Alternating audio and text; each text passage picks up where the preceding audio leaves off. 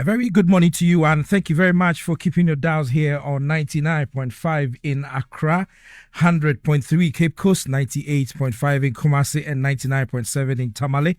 My name is Wilberforce Asari, and I will be your host for today's edition of The Forum. The Forum is your weekend political and current affairs show. We talk about issues of national interest. We bring very positive minds to discuss these issues. And today is not going to be an exception. It appears Galamsey is not going away.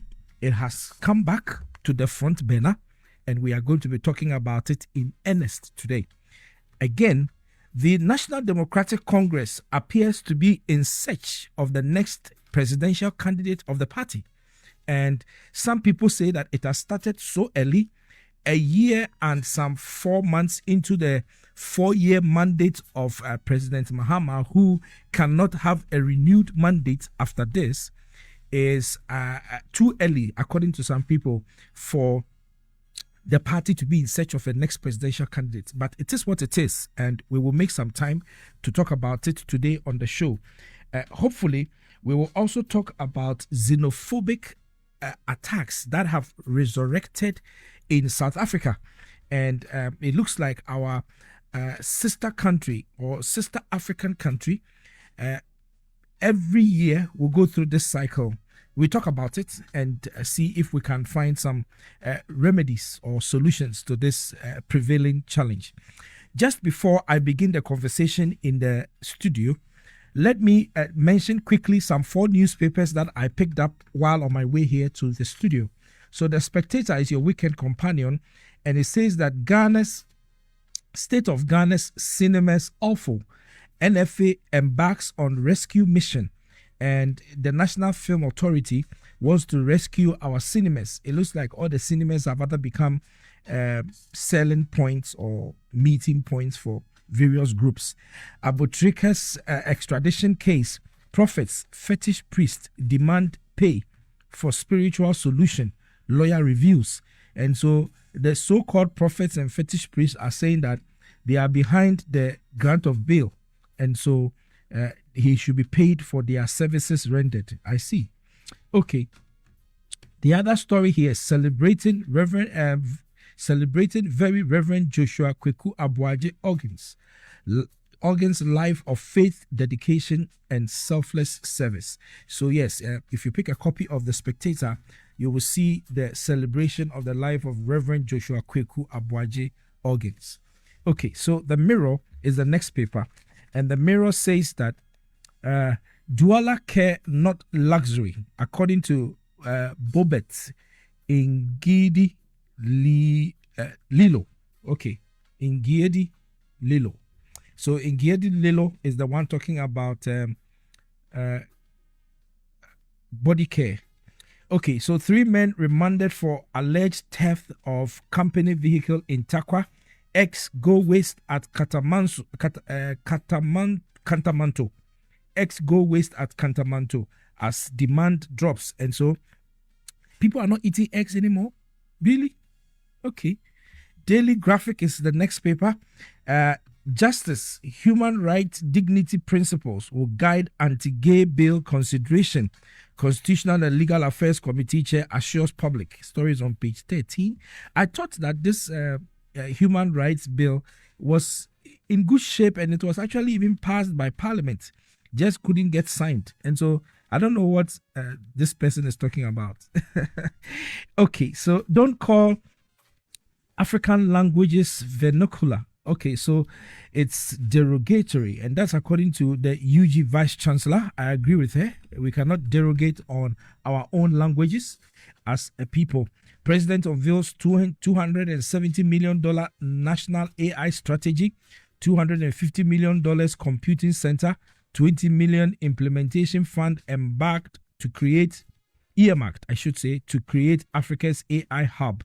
Okay, so Ghana thinking AI, artificial intelligence. Last paper, Daily Guide. Minority pushes urgent passage of anti-gay bill. Stories on page 6. Banker in court over 12 million Ghana cedi theft. Interesting. Mason jailed 15 years for defiling girl. 4-year-old girl defiled by a mason somewhere in this country. Very sad news, but good that he has been incarcerated so that he cannot do this anymore. Otumfuo clocks 27 years on golden stool. Congratulations to the Otumfuo. Teacher trainees protest over recruitment delay. So teacher trainees up in arms against the government for not recruiting them in time. Those are the stories on the front pages of the 4 newspapers that print on Saturday. All right, so let's come to the studio now. And as I've said earlier, we are discussing issues of Galamsey and the pediatricians' plea, and also the clergyman's attack on the clergyman. And we'll be discussing those issues. Joining me for the discussion today is Awula Sewa. Awula Sewa is the executive director of Eco-Conscious Citizens.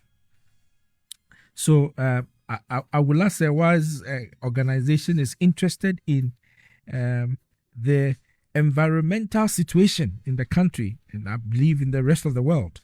And so she's joining us today. There are several others who also join us. Wisdom Gomashi will join us. He's a mining consultant. We'll also have Dr. Julius Carter. He is a member of the National Democratic Congress. And Loratu Musa Saka is a member of the MPP communications team. And Ya Opoku Mensah, also a member of the MPP team. Let me welcome you, Madam Awula Sewa. Good morning. Good morning. Thank you very much for having me. And it's good to see you. The pleasure is also mine. All right.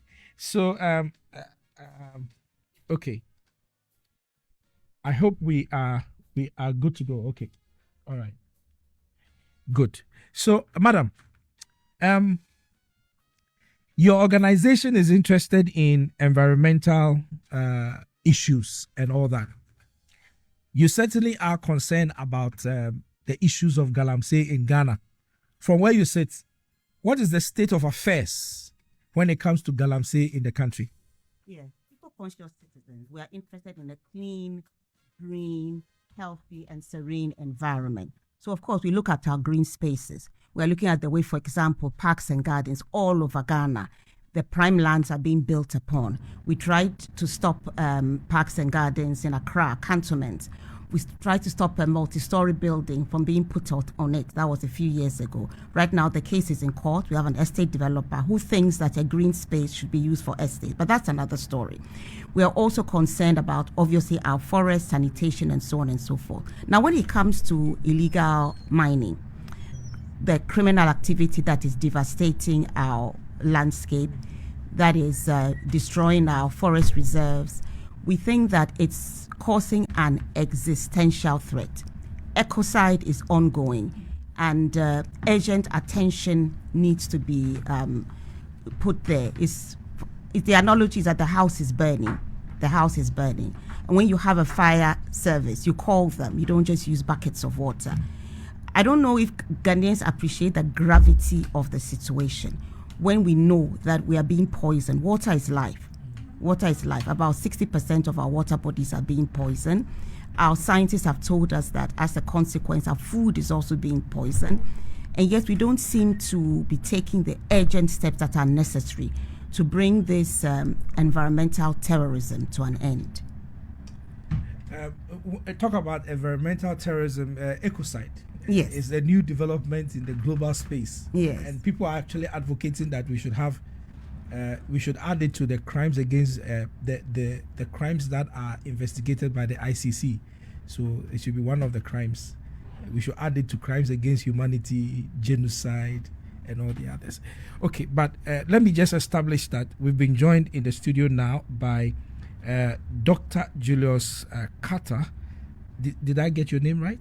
You got it right. Okay, all right. So Dr. Julius Carter is a member of the National Democratic Congress communications team, and he is also an international relations expert.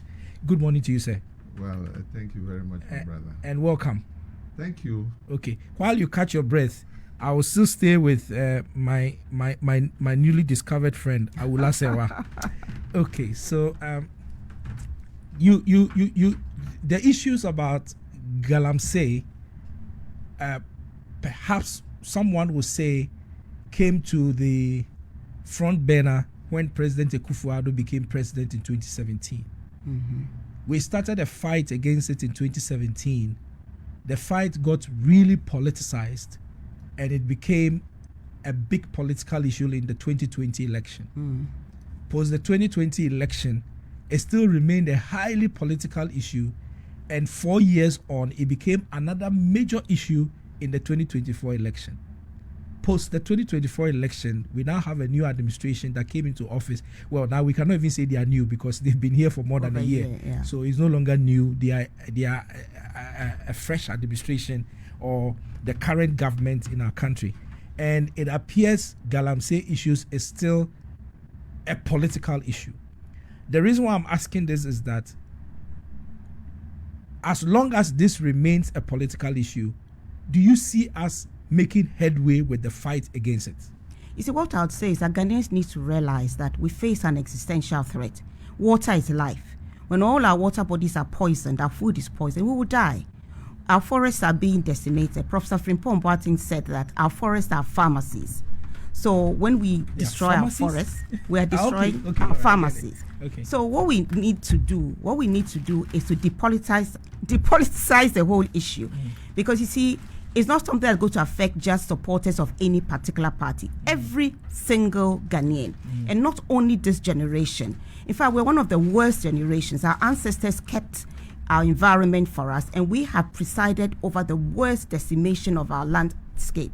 And therefore, we have to come together as a people to fight this existential threat and not politicize it, because it's not going to come after members of only one political party. And anybody who politicizes it is a disgrace. We must all come together. But whichever party is in power, they have the political means to do what needs to be done. And that's why I say that the political will, in my view, is not as robust as it should be. Because I believe, and not just me, quite a number of Ghanaians believe that once the political will is there and we're able to use all the resources at our disposal, you cannot tell me that the illegal miners are stronger than the state of Ghana. Of course not. We have our professional army, we have our duty bearers, we can deal with this situation. All that we need to do is depoliticize it. And it shouldn't be the case that when we're in opposition, we cry about illegal mining. When we're in government, it's a different story. And I have to say that both major political parties are guilty of this. We need to come together as a nation, all come behind our president insofar as he's using all the tools at his disposal to fight this canker. But we need to speak out when this is not being done and come together and say this must stop. And I'll give two examples. Look at Gemma, the Iowin district. In Gemma, there's no illegal mining. When it takes place, the community rises up and ensures that they are dealt with. And why is this happening? Because the chief and Father Joseph Blay, they have organized a task force, and they have said that they do not want any form of mining. What they want is cooperative farming. And by and large, they've been successful. Now we look at Gemma is a community where? In the Iowin district, in the Western North region of Ghana. North region, yes. Okay. They have stood up, and this wouldn't have been possible without a visionary chief who is very ill. The Galamseyers offered him money for treatment. He said, keep your money, I'll keep my integrity. How many chiefs have that kind of integrity? And then this community champion, Father JB, who is using all the resources at his disposal, spiritual and everything else, because of course he's a father, he speaks to people, to ensure that this canker ends. So Gemma, there's no illegal mining there. Let me look at another example, Atronsu. We have activists there who want to protect the Atronsu stream, the only source of drinking water in the community. Their chief is not particularly helpful. You cannot compare him to the Gemma chief. So they don't have the support of the chief, which tells us that when the chiefs, the political authority, and the police decide that there's no illegal mining, it'll be very difficult for it to proceed. It proceeds because either one or all three are complicit. Coming back to Atronsu, it's a travesty. It's a travesty that the activists are being prosecuted for allegedly destroying excavators which were destroying the environment. I believe the charges were brought about 2 years ago. it's still in court because it was just to intimidate them. And we have called on the Attorney General to drop the charges, because if you say you want to fight illegal mining and communities that are actually fighting the illegal miners, the activists are being prosecuted, then it makes it very difficult for other communities to actively fight this canker. We need the support of communities. So it's like an armed robber coming to say that his getaway car was destroyed, and then the police prosecuting those who allegedly destroyed the getaway car whilst the armed robbers are walking free. This is unacceptable. Interesting details there. Okay, so I see that Dr. Carter has caught his breath now, and so we can come to you now. So good morning to you again, Doc.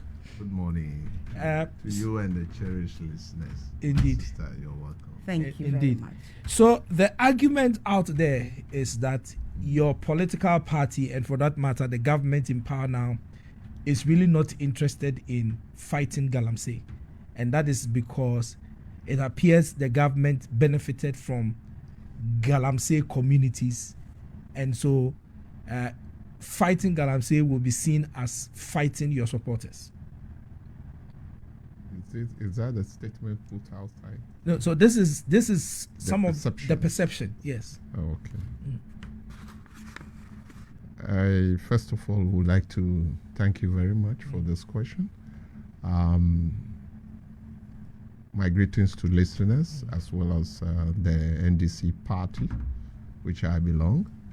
I will not shy away from it, and I hold the philosophy of the party into integrity. My greetings to His Excellency John Dramani Mahama, and happy birthday, Chief of Staff. Belated though. It was yesterday. Yeah, so it's still fresh. I have to say it because it's my namesake. Yes, I'm also Julius. So yes. Happy birthday to you and to all Ghanaians. This issue of Galamsey, I don't think it is true that my government has not put any measure in place to rectify these issues.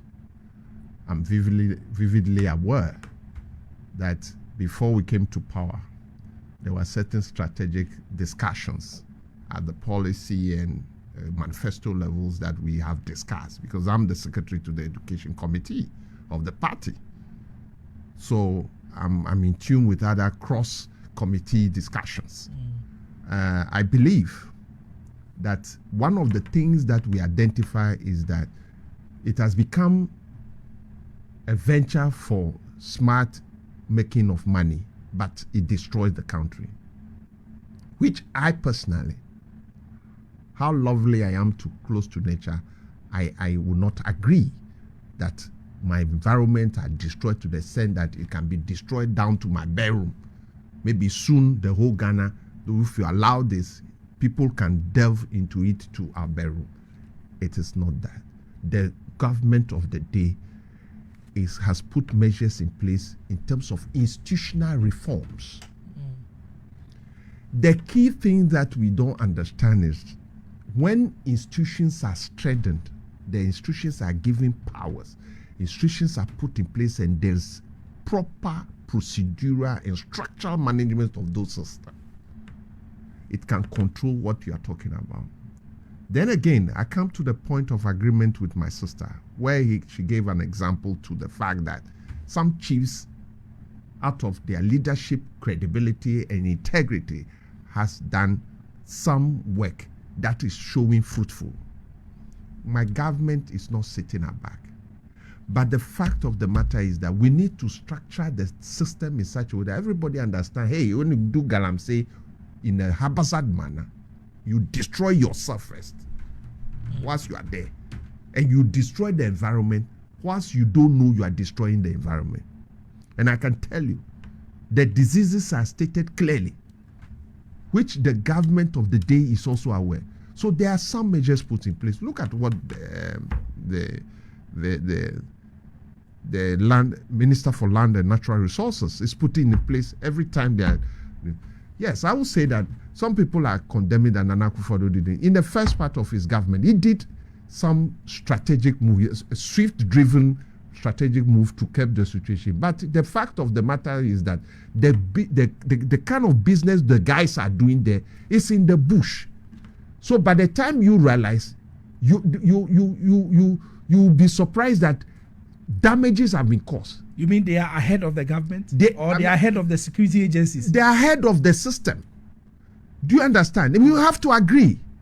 Because before you mobilize security to those places, you realize that they are far in the bush. I have friends who are in the security agencies who are saying, this issue is it's an issue we have to deal with holistically. And I believe that it boils down to the kind of discipline we instill in ourselves and mindset we have, that Ghana should not be destroyed. And even including the people who are doing it. The guys are dying in the bush every time. So this is not about you alone sitting here, Madam alone sitting here. This is about an issue, a canker on its own, which we have to sit up. And for me, my government will do everything to put in place the reforms. But I'm still saying that we have more to do, because if you look at the research I've done yesterday and today, when they send the topic to me, it's deep. We have not gotten close to it yet. We have to beef up security. We have to beef up every aspect of the economy. Okay, so but some people say that the politicization of Galamsey is actually the bedrock of the problem.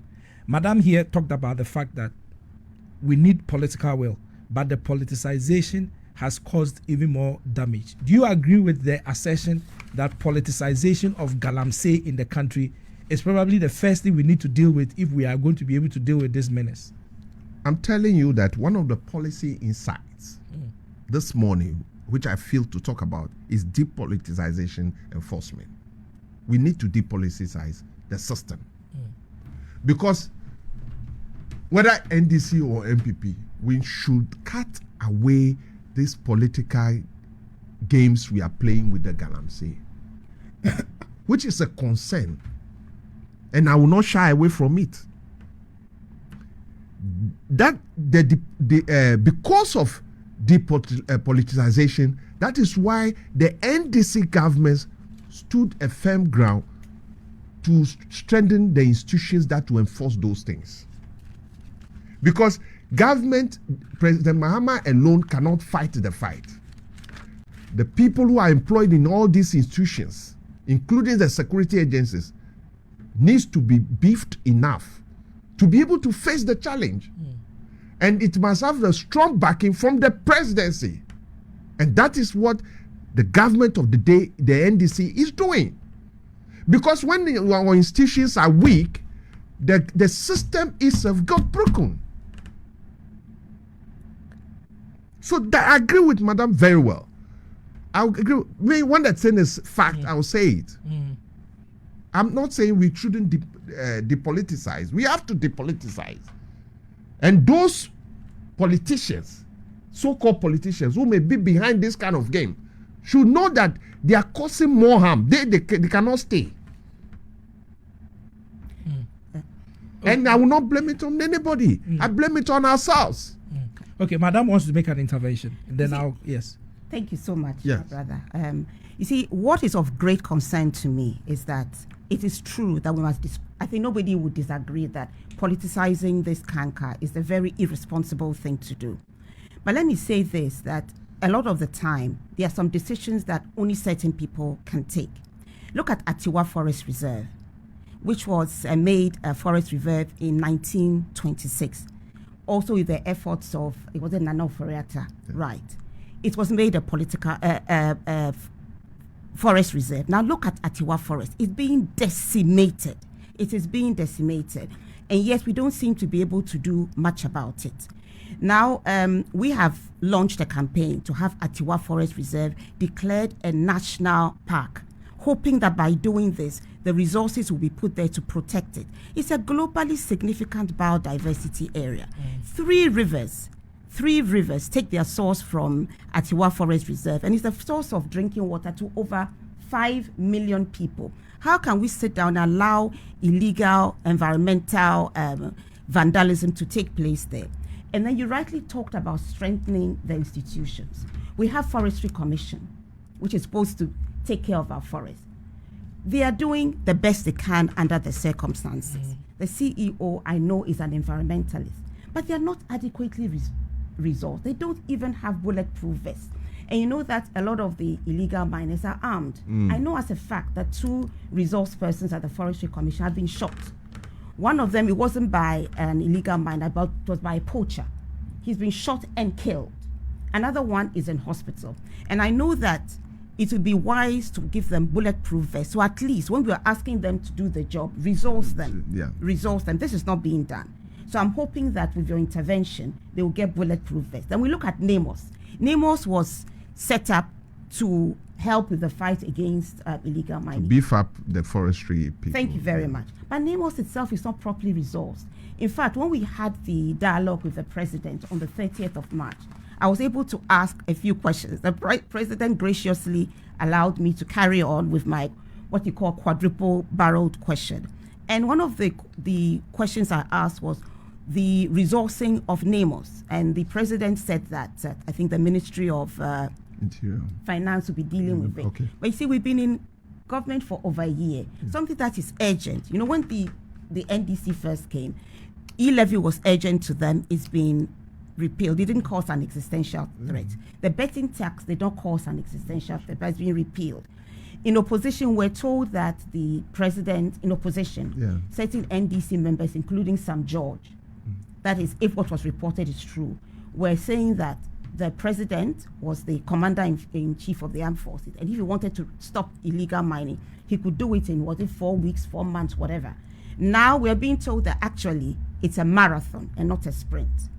But the point I'm making is that we need to start acting. NAMOS needs to be properly resourced. They are doing a fantastic job, but they cannot do so without the resources. For example, when Atronsu was besieged by excavators, NAMOS was contacted. They came eventually, but I believe it took about 3 days for them to come because you need the resources to come.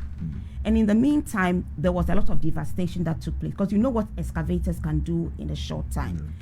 And so these are the things that are of concern, that need resource those who are supposed to enforce the law, because there's a limit to what others can do. And then we've also said that we must swiftly deal with persons who, doesn't matter where they find themselves, whether within, without the party, deal with them. There was a case in the, I forget the name, the district assembly, where the CEOs were not DCEs, were taxing Chanfans, excavators and Chanfans. But Chanfans are illegal. So it astonishes me that any DCE would not know that if equipment has been banned, I cannot tax it. So Joy did an expose and all this came out. We were thinking that those at the helm of affairs would by this time be suspended. When I asked the president at the dialogue, he said that when they did their investigation, they found out that it was not just that particular assembly, it was widespread. So they're going to be educated, which is the greatest respect. I think is a bit, it's just not good enough. They should be removed or at least suspended. Because if you are in such high office, what was the criteria for being there? And you do not know that you cannot license something that's illegal, then it's very, very worrying. If they're still at post, what kind of signal is it sending? Now, the coalition against Galamsey and others have actually written to the president, parliament, the police, about persons who are allegedly involved in illegal mining. They are still at post. So that is where one wonders about the political way. And the president himself was gracious enough to admit that he's not overlooking the fact that some members of his administration might be involved. It was the same under the NPP. I've all seen Professor Frimpong's Boateng's report. What has happened to the report? Why weren't those mentioned properly investigated and perhaps prosecuted? For Ghanaians to know that we're taking this canker seriously. So I'll say it again, I think you have already said it, that illegal mining is leading to, apart from the decimation of our forest reserve, the poisoning of our waters, we know about neurological disease. Yeah, we know that kidney disease cases have Skin gone up diseases. fourfold. And yet we are all sitting down and not really seeming to appreciate the gravity of the situation. And regarding our forest reserves, we are saying that have rapid response teams stationed close to the forest. If you do that, when you go there and burn whatever excavators you burn or do whatever you have to do, we know that after that they tend to return. But if you have rapid response teams close by, then they can quickly deal with it. I mean, journalists like Erastus Asare Donko, so many others are putting their lives on the line to bring to the fore where the illegal mining is taking place. But a lot of the time, it's difficult for action to be taken because the resources are probably not there. We are saying station rapid response teams close to our key forest reserves so that the perpetrators cannot come back. But you go there, you get rid of a few chanfans, burn a few excavators, and they come back. We need permanent situations. Okay. Or shall I say solutions? Solutions, yes. Okay. All right. Let me just establish again that we've just been joined in the studio by Wisdom Gomashi. He is to be described today as a mining consultant. Oh, is he having any other designation? I think he is a man of many, plenty things. I know that for a fact. Oh. So, Wisdom, good morning. Including politics. Good morning. And welcome. Thank you very much. You know him? I think I've heard of him, yeah. You've okay. All right. Oh. He seems to have done a research on you before coming. Exactly. I have to. He has to find out that he has to know the panel members, Yeah. so that he will know how to discuss Very, very issues. Very, very Okay, so Wisdom, I'm coming to you, and I'll come to you back, Doctor. But Wisdom, I've seen that you've been doing a lot of advocacy against illegal mining and Galamsey issues. And in the midst of those advocacy, sometimes I see that you get attacked here and there. But it's fine. It's normal. It's part of the job. But does it concern you that the fight against illegal mining, we seem to be going merry-go-round with it? Does it concern you? Yes. Good morning to yourself and my senior panelists here and our cherished listeners this morning. Okay. Special greetings to the good people of Jatikan in the Wayne constituency. Is that your constituency? Yes, that's my constituency. Okay. Yeah, so You have any plans for the constituency? just for the good people of the area. Okay. Normal advocacies, normal development agendas. Okay. and co-op. Okay. So, regards to them this morning. Yes.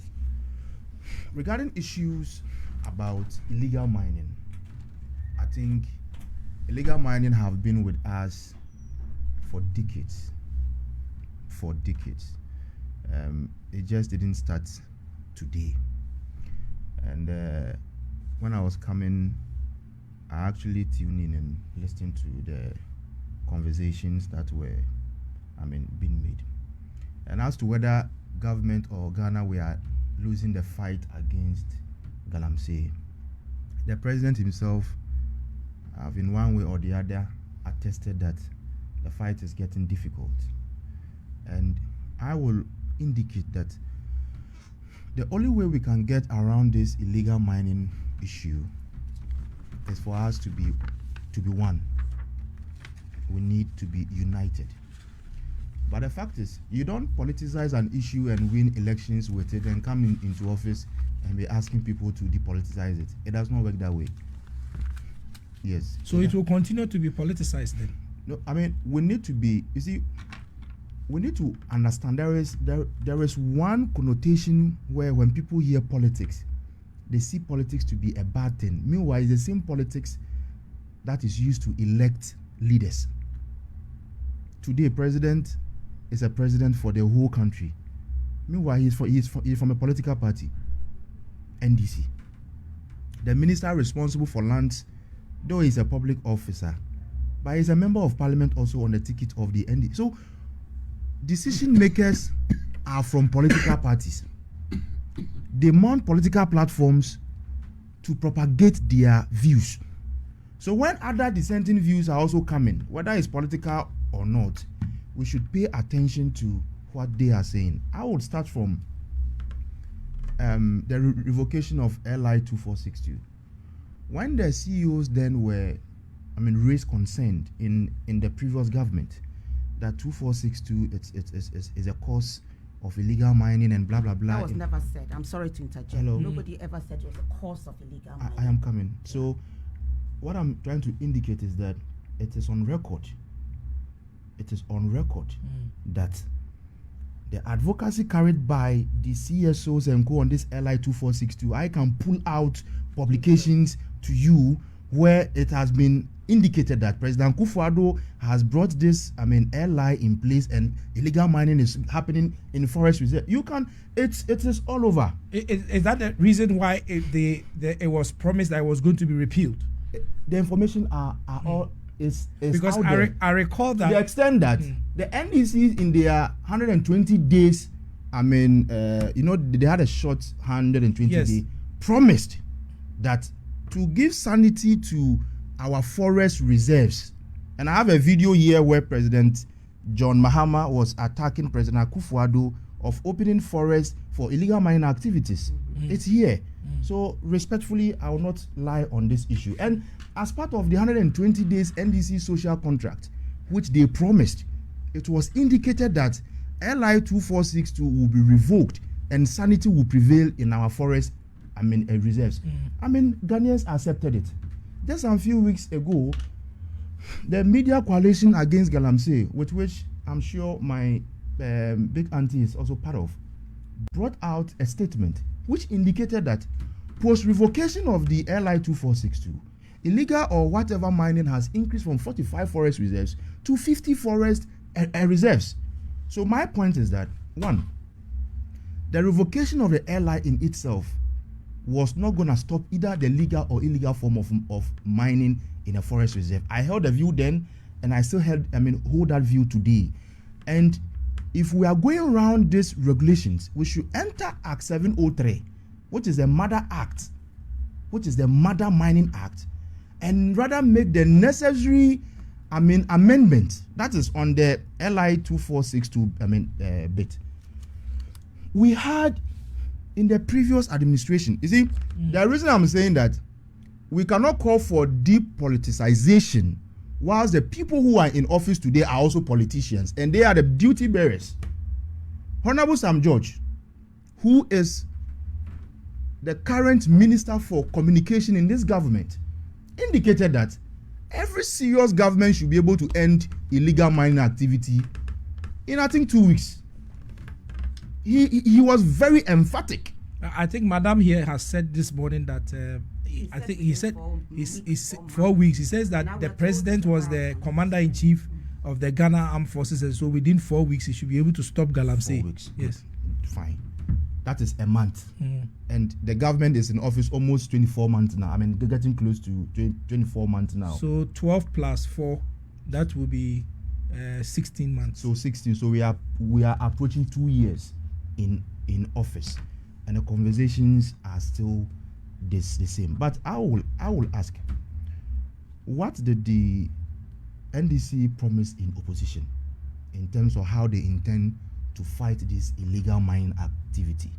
We heard a lot from them. President Mahama promised that even this issue of community mining schemes were contributing to illegal mining activities. So even on page 78 of the NDC manifesto, they indicated that they are going to phase out community mining schemes and bring what we call cooperative mining schemes on board as part of their reforms. Unfortunately, it was at the launch of this program that we lost our gallant 8 in this country. May their souls rest in perfect peace. 16 months to 2 years now. I wrote an RTI to the Ministry of Lands last week. They have responded me that they are still gathering the answers for me. The question I have asked is, this was a promise you made as one of the key leg of issues to manage illegal mining activities. What is the update? The questions I asked: how many cooperative mining schemes have you launched since January 7, 2025? How many jobs have you created? What is the impact? What is the relative impact of the cooperatives you've established? I will not just say anything for anything. So I have the letter from the lands minister here, where he acknowledged. The fact remains that promise, as we speak now, 3 of those cooperatives have been established, and there is no work ongoing. Few weeks ago, we have to come in to stop the Ministry of Lands and the cooperative. What they were doing now was they go to illegal mining sites, and there they attempt to grant temporary licenses, which is like a government legalizing illegal mining at the grassroots. It took myself to speak against it. Later, Dr. Steve Mantia also came to speak against it, and they have to retreat. The third one, with the coming of Gold Board, which was a key policy item of this government, and I will always indicate Gold Board is not a new thing. It is a rebranding of PMMC's activities. But it is, I am very sad that we are in this country with CSOs, with all Ghanaians, and we have been told, a member of the media coalition against Galamsey, Mr. Senyo Hosi.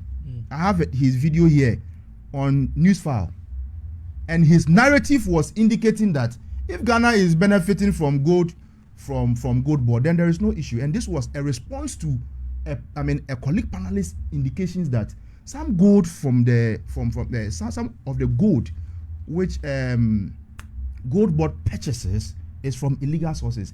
And this is not a secret. It is a fact that even in the days of PMMC, Ghana's Ghana's small scale production cannot be captured just as we capture the large scale production. The small scale gold production is a proxy of what PMMC exports. Okay, so they are not able to trace the gold from where it was bought from. Mr. Senyo Hosi told Ghanaians that the mere fact that Gold Board was able to buy 101 tons of gold in 2025, and that was higher than 63 tons bought in 2024, the difference means that Gold Board is curbing smuggling. If you make this analysis and you come back and sign a coalition document against Galamsey, you are contradicting your point. The second point too is the finance minister went to parliament this year and told all of us Ghanaians that the government of Ghana is trying to purchase 15 tons of gold. Is trying to build 15 months import cover, right? And in federals of that, the government of Ghana through Gold Board this year is seeking to buy 127 tons of gold this year. And I've not heard any CSO or any Ghanaian ask the finance minister that where are you going to buy the gold from?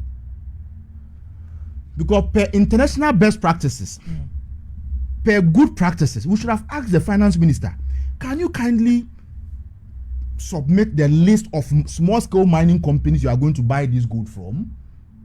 So would that come from the minister, or it will come from Gold Board, since Gold Board is the purchasing authority? Thank you. So Gold Board report to the finance minister, and the Gold Board, we have the finance minister and the lands minister serving on that board.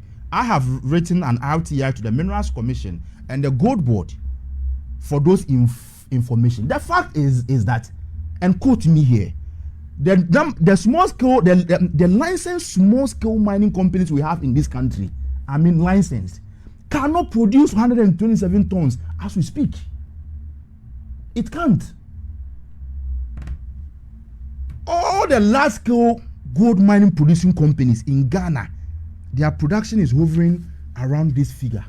So imagine the finance minister of a country is asking that because government want to build a certain import cover, they are setting an aggressive 127 tons of gold to be bought. And no CSO have asked the minister and the government their purchasing plan. Where are you buying it from? Oh, company A, company B, company C. Till now, that information is not out. So when the politician find its way to go and get 127 tons, and you applaud him that you have got a gold for the economy and the environment is being destroyed, and you come back to attack the politician, then it's like we are playing double games. I am saying here on authority that Ghana, as we speak now, the licensed small-scale mining companies we have cannot produce 127 tons of gold right now. Anybody can come and challenge me, and I'll prove it. Okay, so we should be able to be very careful when politicians are throwing figures around and the accountability points are not being pursued. My other issue is with the Minerals Commission. We sometimes attack politicians because they are the ones whose faces are on the ballot. They are the ones who go for the elections, and we fail to attack institutions which are being manned by people who call themselves technocrats, by people who say they are apolitical. Okay, now under the previous government, they brought up an initiative. When you go to the Minerals Commission, they have a surveillance center, like a control room. The purpose of the control room is that to serve as a strategic, room whereby this NAMOS activity, and NAMOS is not, it's not novel. We've had Vanguard Operation Hot 1, Hot 2, all these military activities to coordinate with the Minerals Commission to the control center. That was 1. 2, for the purposes that excavators being used by registered small-scale mining companies are properly tracked, geofenced, and monitored from the Minerals Commission. From when that thing was launched by Honorable Abu Jinapor in 2022 or 2023 till date, I have not heard any media person or any CSO person picking on Minerals Commission, calling them, what is the update on that? If I tell you the amount of money they spent on that and are still spending, and they are always in the media talking with no results and always attacking the politicians. The surveillance center, which is multi-million-dollar as we speak now, is there, and we have not had any impact. So I'll ask the Minerals Commission, what is the impact of the excavator tracking, which we are still spending money on? So we should be able to call some of these institutions also out. Also, the Media Coalition Against Galamsey is calling on the National Petroleum Authority to, restrict fuel and coal to Galamsey site. Personally, 3 years ago, under the previous government, I made some point that continuous attack of land ministers on Galamsey activities is not a solution, because the land ministers don't have powers to prosecute or powers to even arrest. So the fight against illegal mining is a crime, and we should be able to bring the Interior Ministry, the IGP MCO. So when this government came in, one of the interventions they did, which for the first time I was so happy that, come on, a government is trying to get this right, was the IGP's team against Galamsey. I was so happy, because in every district there is a police station. You don't need NAMOS to organize from Accra to go and storm a mining activity elsewhere in Atrunsu. We have police stations, or we have centers at all across all districts. Though some of them were complicit, but the moment the IGP took it upon himself on the instructions of the Interior Minister, where I was happy, where Honorable Muntaka was dictating that if you are a police commander in a district, if you are a police commander in a particular district, and Galamsey activities is still ongoing in your area, you are going to be transferred. In fact, I was so happy. But you know what happened? Just few weeks when the IGP's team started operation, they withdrew them, and we had a lot of recordings on the reasons why the IGP's team were withdrawn, because people felt that they were being effective, the gold is not coming, and they were withdrawn.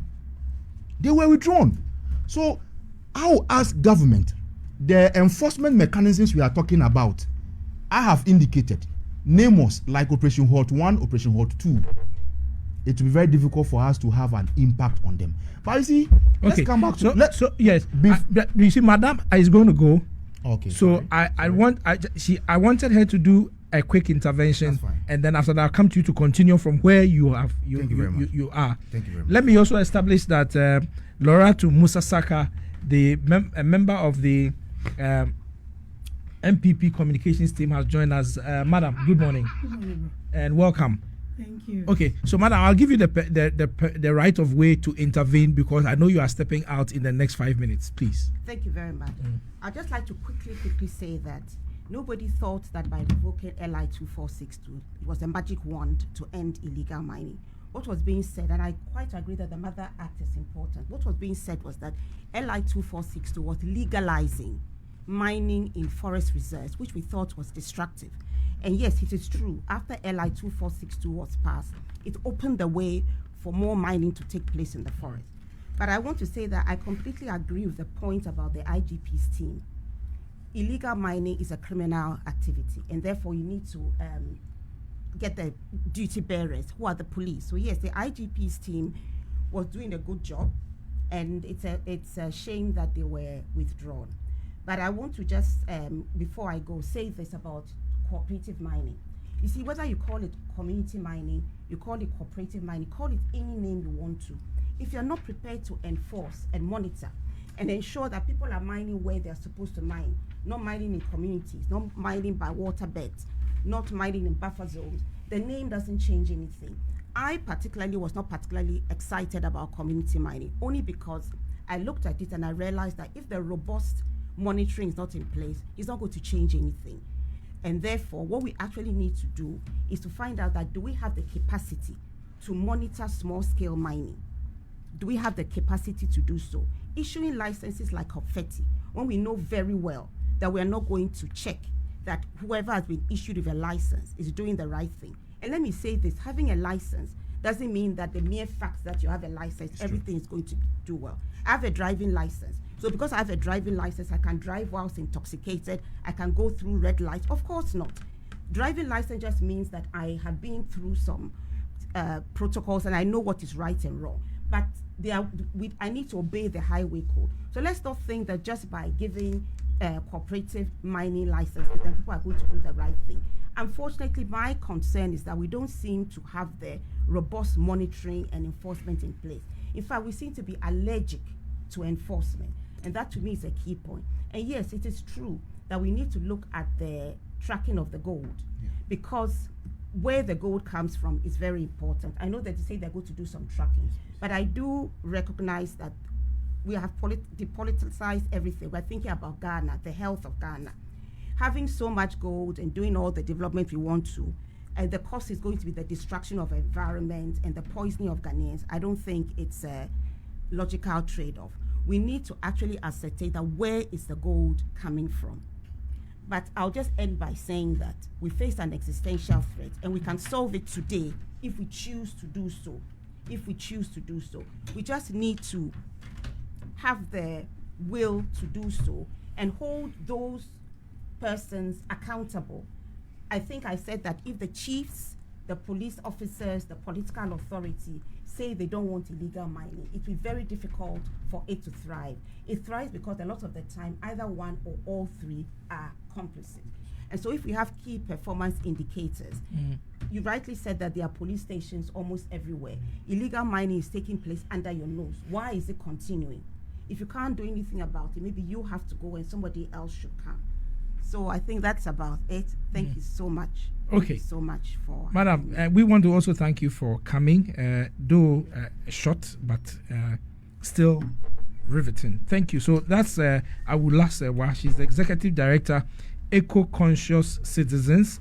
They are very conscious about the ecological situation, and the conservation conversation is going to continue. The conservation conversation. All right. So I'll come back to you, Mr. Gomashi. Yeah. But let me also establish that we have been joined via video link by Professor Smart Sapon. Professor Smart Sapon is the Director of Research and Innovation, Kumasi Technical University. Good morning to you, Prof.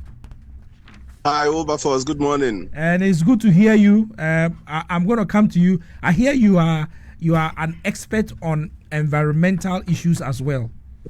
So Right. we'll speak to you and get your thoughts on this developing Galamsey issue. But Yeah. so we'll come back to you now. But you know that what has necessitated this whole debate about Galamsey is because of the Church of Pentecost chairman's recent comments when he was giving his address, the reply by the CEO of the Free Zones Board, and all that. I want us to take a listen to these voices, and then I'll come back to you, Wisdom. I'll come to you, Musa Saka. I'll come to you, Doctor, and I'll come to Professor. Hey, today I have plenty of people here because Musa Saka is also a doctor. Doctor is also a doctor. A professor is also a professor. Wisdom, what are you? An engineer. You are an engineer. Okay. Today I have a very serious squad. Okay. So, the chairman of the Church of Pentecost is a very important personality in the country, and his voice is a strong voice because of the population of the Church of Pentecost, both home and abroad. Actually, I went to a place in New York, and there was a very big church in the Bronx, big Church of Pentecost church. I was seriously surprised, and I was asking, "This is Church of Pentecost?" He said, "Yes." It came from Ghana. I said, "Yes." Big, huge church in it's, I think it was in Gain Hill Road or something of that. So I've forgotten the name of the place. So Church of Pentecost, very important, very big. I think in 2022 he spoke about issues of Galamsey. Let's listen to 2022 position on issues of Galamsey from Apostle Nyameche. This is a human problem, so human beings can solve it. Where there is a will, human beings can solve it. Some people are not willing. Those people, they have to be sought for, sit them down, and cause them. Those who are not willing should be caused to be willing. That is what I'm talking about, leadership. But human beings, there's nothing that we can destroy, and there's nothing that we can build. Now that we have destroyed this, if there's the will for us to build, when we sit down, we'll build. It seems a complex issue, but we also need complex approach to be able to deal with this. So the approach should be multifaceted.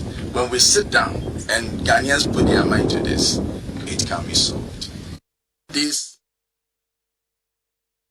Okay, so that's Apostle Nyameche in 2022 talking about Galamsey and leadership. Fast forward, he was the same person speaking at the annual Church of Pentecost conference where he was giving his report as chairman of the Church of Pentecost. And this is what he had to say. Degradation and Galamsey menace.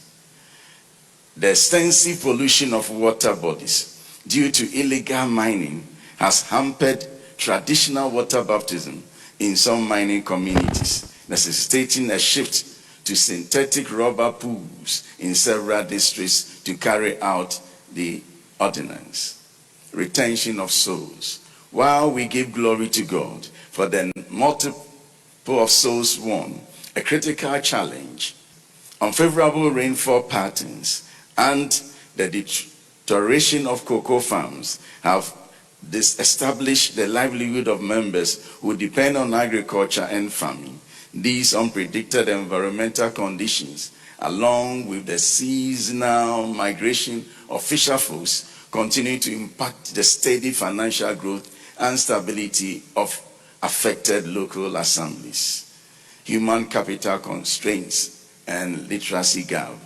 High rate of illiteracy among some members and officers remain a barrier to the effective implementation of Vision 2028. This challenge is reportedly evident in the Bible study and home cell meetings, where there is insufficient pool of teachers to manage the manual and ensure effective discipleship. Okay, so that's Apostle Nyameche also speaking at the Church of Pentecost conference just a few days ago, talking about the impact of Galamsey and how that Galamsey is not allowing the church to even do water baptism anymore in river bodies. I remember that I was baptized in the sea. Yeah, yes, I remember that.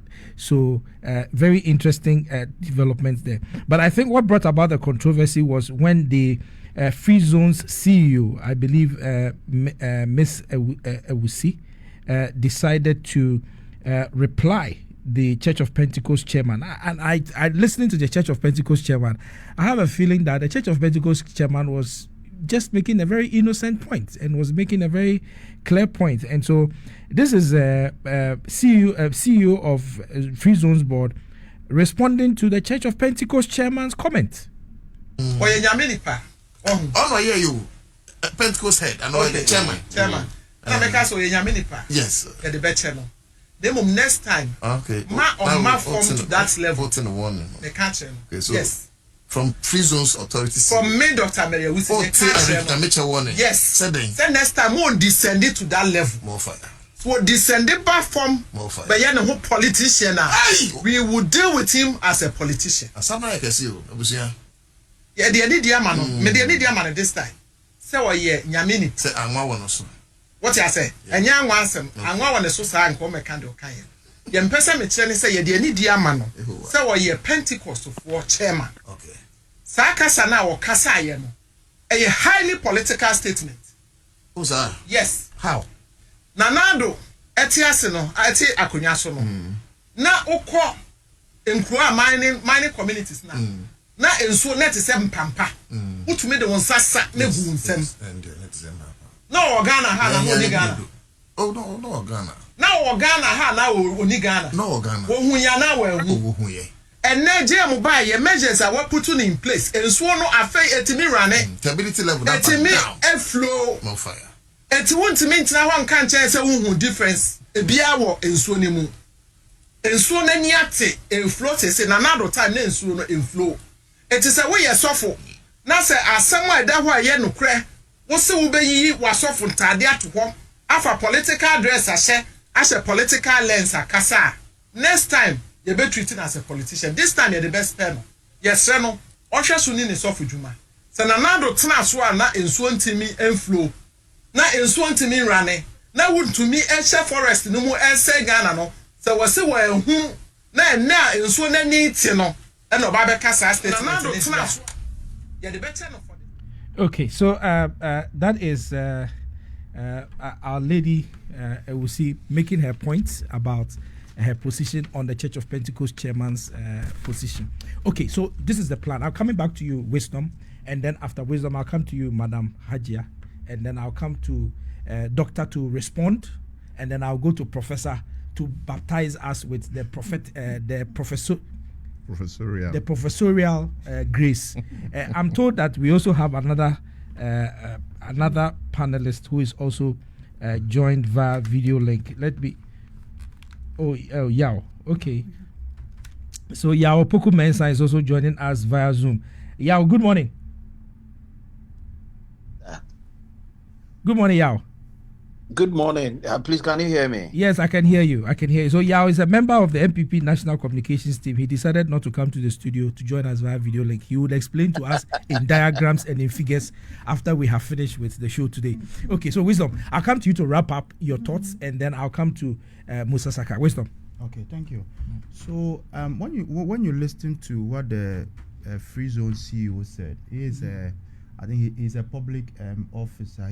She's a government appointee, and this is a pastor that was just sharing his opinion, right? And you could imagine the backlash.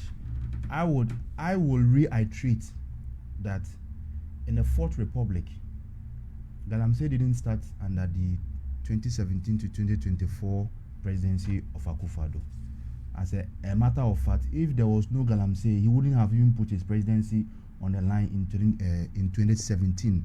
There are videos all over which indicate that even under Professor Mills, River Pride and Co were all polluted, right? So Galamsey,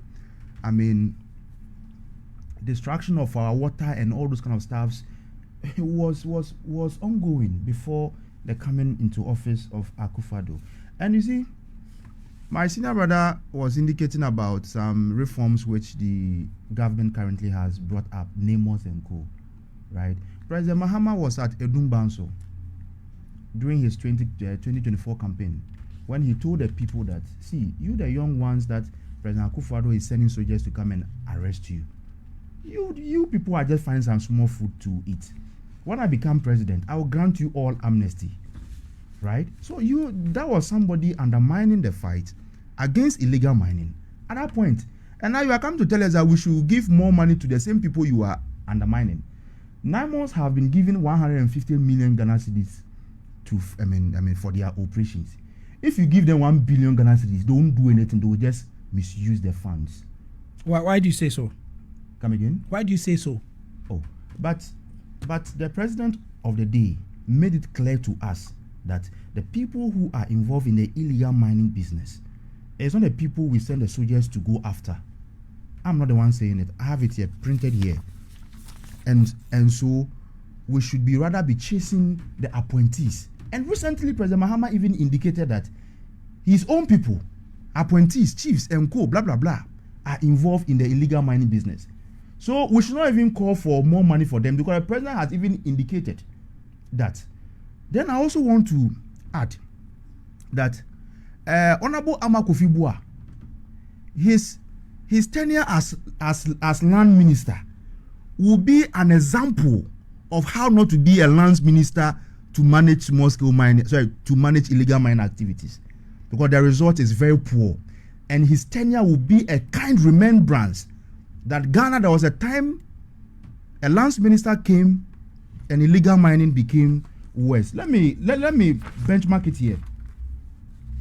Recently, there was this issue about DCs involved in Galamsey tax and co. Are you telling me DC, who in line with Section 92 of Act 703 is the chairperson of small-scale mining committees, is not aware that Galamsey is a crime in this country? Then you tax them. And we've had people like Suleiman Abrahima calling on president to immediately sack those DCs. We've had Honorable Ken Ashigbe asking president here to sack the turn-on of DCE. How can a DCE issue a prospecting license? And these are all appointees of the government. Then you get the president's government spokesperson telling Ghanaians that, the president have cautioned them to stop what they are doing. So President Mahama is the one supervising all these illegalities in the country. As a matter of fact, as we speak today, President Mahama is the chief galamseyer in this country. Hey. Yes, quote me. Because in line with Article 257(6) of Ghana's 1992 Constitution, our minerals is in the hands of the president. Okay? There's a president who appoints the minister responsible for lands and natural resources. And you ask the NDC communicator, I've heard him. When you ask him, what have they done so far? What have been their intervention? I was trying to hear, but I've not heard any from him. Right? I've not heard any. There's not an attack. The level of attacks NDC government then in opposition subjected the previous administration to, nobody is attacking them on that measure. Right? River Guards was started under the previous administration. Graciously, they came and uplifted it. As it stands today, what is the impact? Right? They made so many promises to geologically explore some areas for mining activity. Till now, we have not seen anything on that. Goldboard is now trying to say they want to assist. So when it comes to the reforms to even make small-scale mining sector, attractive to Ghanaians, nothing of that sort is ongoing. The worst off is that the minister responsible for mines, because they attacked the previous government of granting licenses. You see, common sense should tell us as a country that before you regulate something, you need to show evidence that this thing can be regulated. And in law, in line with Mining Act 703, President Akufo-Addo and the previous government did no wrong to grant licenses to people who apply. Somebody applies for license to go and do mining in a very good way. Then the license was granted. Then you had people in this government, like Honorable Samuel Okudzeto Ablakwa, who led a crusade against the then government that the licenses were too many. Can you imagine that a country with 33 million people where about 1 million to 2 million Ghanaians are directly involved in the small-scale mining activity, and 2,000 licenses are granted, then somebody with a high level of education will come and tell the whole world that because the licenses were many. But do you know something? Now, when the NDC came into office, the lands minister told Ghanaians that, happily, that, I have not granted any small-scale license to any Ghanaian. In a psychological reaction for Ghanaians to feel that, these people are better than the previous administration. Meanwhile, they are getting happy of increasing gold purchases. So where are they buying their gold from? Where are they buying the gold from? So one, you are stifling licenses, because the licensing is the first gate towards regularization of the small scale. Because if, for example, there's a company here, and that company is not registered, how can you even send your inspectors to even go and check whether they are working well or not? Those people who are working on the water bodies and co, they don't need any license from you. So if now you mix all those people, you have stifled licensing, meanwhile you are chasing more gold. That is why I'm saying President Mahama has stifled licenses in the small scale mining sector and is buying a lot of gold in the sector. Majority of it is from illegal sources. So that makes President Mahama the chief galamseyer in the Republic of Ghana. And very soon, he may be attending UN conferences and you'll be meeting people out there on this, because galamsey is a crime against humanity. My concluding statement. Okay, yes. On this. I was coming to that because there must be other contributions. My concluding statement on this is about prosecution of officials. You see, somebody made mention of Chairman Wontumi, the woman, right? Chairman Wontumi is not involved in small scale mining. We need to be very clear. Chairman Wontumi is somebody who has gone to apply for license, have licenses, large scale mining activities. If any of his operation has affected the environment in line with Ghana's Mining Act 703 and also in line with our minerals and technical activities LI 2182, there are procedures which you take him through. The companies we have, the last Newmont, Goldfields, those big guys, anytime there are infractions in line with the activity, do we go abroad to go and arrest the owners of the companies into the country? The Minerals Commission, through the Inspectorate Division of the Minerals Commission, sometimes issues fines or corrective activities, and it is corrected. So I would like to advise government communicators that when it comes to issues about small-scale mining, illegal small-scale mining activities, Chairman Wontumi should not be going to be drawn into the picture. This is somebody handling large-scale activities, and if his activities and aspect have been subjected to illegal activities, you can what? Prosecute him on that end. Now, what have been the case with the issue which have been sent to the AG on Yamin and Abanga on illegal mining activities? Have you heard something about that? So nobody should come and tell anybody, if I am a consultant and you think my views are anti-government, nobody fits me. It is my views. And we are going to make sure that the government of the day is giving the necessary support, one, and the necessary pressure to make sure that what they promise Ghanaians is done. But as it stands today, the number one galamseyer in this country is President John Dramani. That point has been made. Mahama. Okay, all right. Let me come to you. I'll come to you, Doctor, to react. Obviously, I know you would want to react to it. I'm talking about Dr. Carter. You told me that she was going to talk before. Yes, so she has not been given that chance. Yes. So, Lorato, I'll come to you now, but there is Mutawakilu Nasara, who says that Mahama, bring back our lights. There is no light in Savelugu since yesterday night. Okay, so Nasara is crying for light. It looks like the light of issues is not just at Savelugu. I think it's everywhere. It's across the country. We are told that there was a damage to one of the substations in Akusombo. It's even being investigated. So, yes, that is the reason. Okay, James says that the NDC rep is talking as though they weren't the very people who created the impression that MPP was the problem. After taking advantage of Galamsey's fight to gain political victory, he is shamelessly preaching a new sermon. There is too much hypocrisy in this country, and that is James's message. Kojo says that, good morning, Wilberforce, especially to my brother from Jasikai, Wisdom Gomashi. Tell the lady in the studio to relax for Gomashi to make his point. Oh, okay. That was earlier on. Oh, did I close this? Okay, no, I didn't close it. All right. And then there is Kojo says that, come listen to our brother Wisdom. So Wisdom seems to have a lot of fans on our social media space now. Okay, so there is Samuel who, as usual, has sent us a very long, interesting message. Belated happy birthday, Wilberforce aside. Oh, thank you. Concerning those of you who didn't know the panel, it was my birthday, so when we close, you have to do the needful. Okay. Says that concerning the South African xenophobic events, I am sure those operating such barbaric and uncivilized actions aren't privy to the Ghanaian prime involvement of their independence.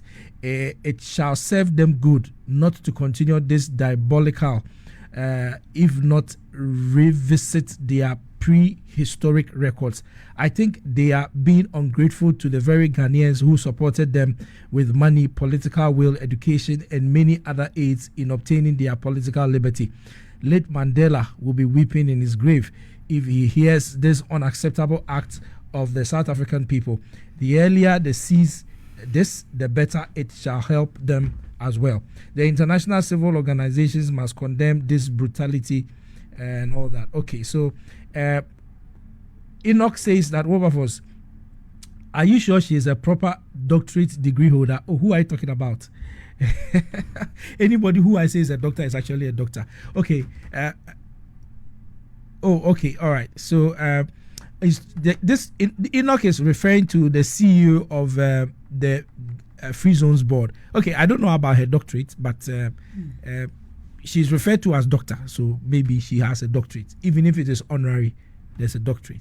Okay, Musa Saka, Galamsey matters has come back to the front burner, and the issue now is that it looks like the clergy are being asked to shut up and keep quiet.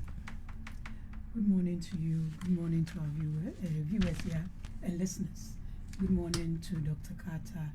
Wisdom, good to see you. See you too. When I was coming, I was listening to Dr. Carter. When Wisdom mentioned Sam George's name, it went off.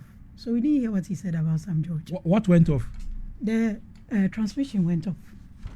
So those of us who are listening on radio didn't hear what he said about Sam George. But when I was listening to Dr. Carter, I was wondering if Doc was part of their comms in the run-up to 2024 election. Because if an NDC member... He said he was a member of the education committee. Okay, yes. So that says it. Because if an NDC member talks about depoliticizing Galamsey, but I'll give him that because he was not part of it. Because I would have said it's absolutely hypocritical because it was the NDC that politicized Galamsey. We were not even given the opportunity to explain what government was doing in studios. When we were selling hope, they were selling fear and panic in the run-up to 2024 elections.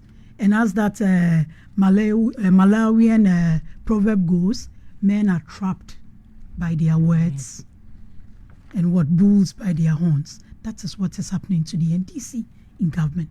They spoke too much. And it's like all of a sudden, every standard that they set, everything that they insisted on, it's like we should put it on the back burner and move on as if nothing happened. What I was taught growing up was when you want to heal a wound or treat a wound, you clean it before applying medicine. You just don't apply the medicine on it. It won't heal. It will dry on the surface but be wet under and will never heal. And that is where we are. In the run-up to 2024, like when we said the alternative was scary, this is what we meant. People who come and flip-flop, who come and change the goalpost when they are pushed to the wall. And you know what amazes me in all this? the calm, the candor, the patience with which civil society is dealing with this government with respect to Galamsey. It has moved beyond environmental issues. It's now a security and public health emergency. So all the resources we are putting into public health in 2026, putting up of containers, if we pay attention to Galamsey. I cited a story by Reuters, and it was quoting a 2025 research that was done by a New York-based environmental group, Pure Earth, and Ghana's Environmental Protection Authority in 2025. And they were looking at mercury levels and arsenic. Let me just quote a bit of it. It says that researchers recorded mercury levels, and they looked at 13 mining communities. And it says researchers recorded mercury levels in soil at Kononguzongo averaging 56.4 parts per million. That's how mercury in water is measured.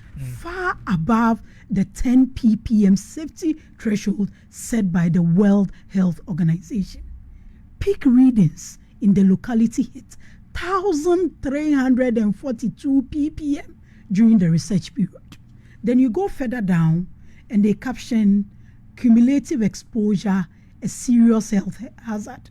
In addition to mercury contaminations, arsenic levels reached 10,060 ppm, more than 4,000% above WHO guidelines, the report said.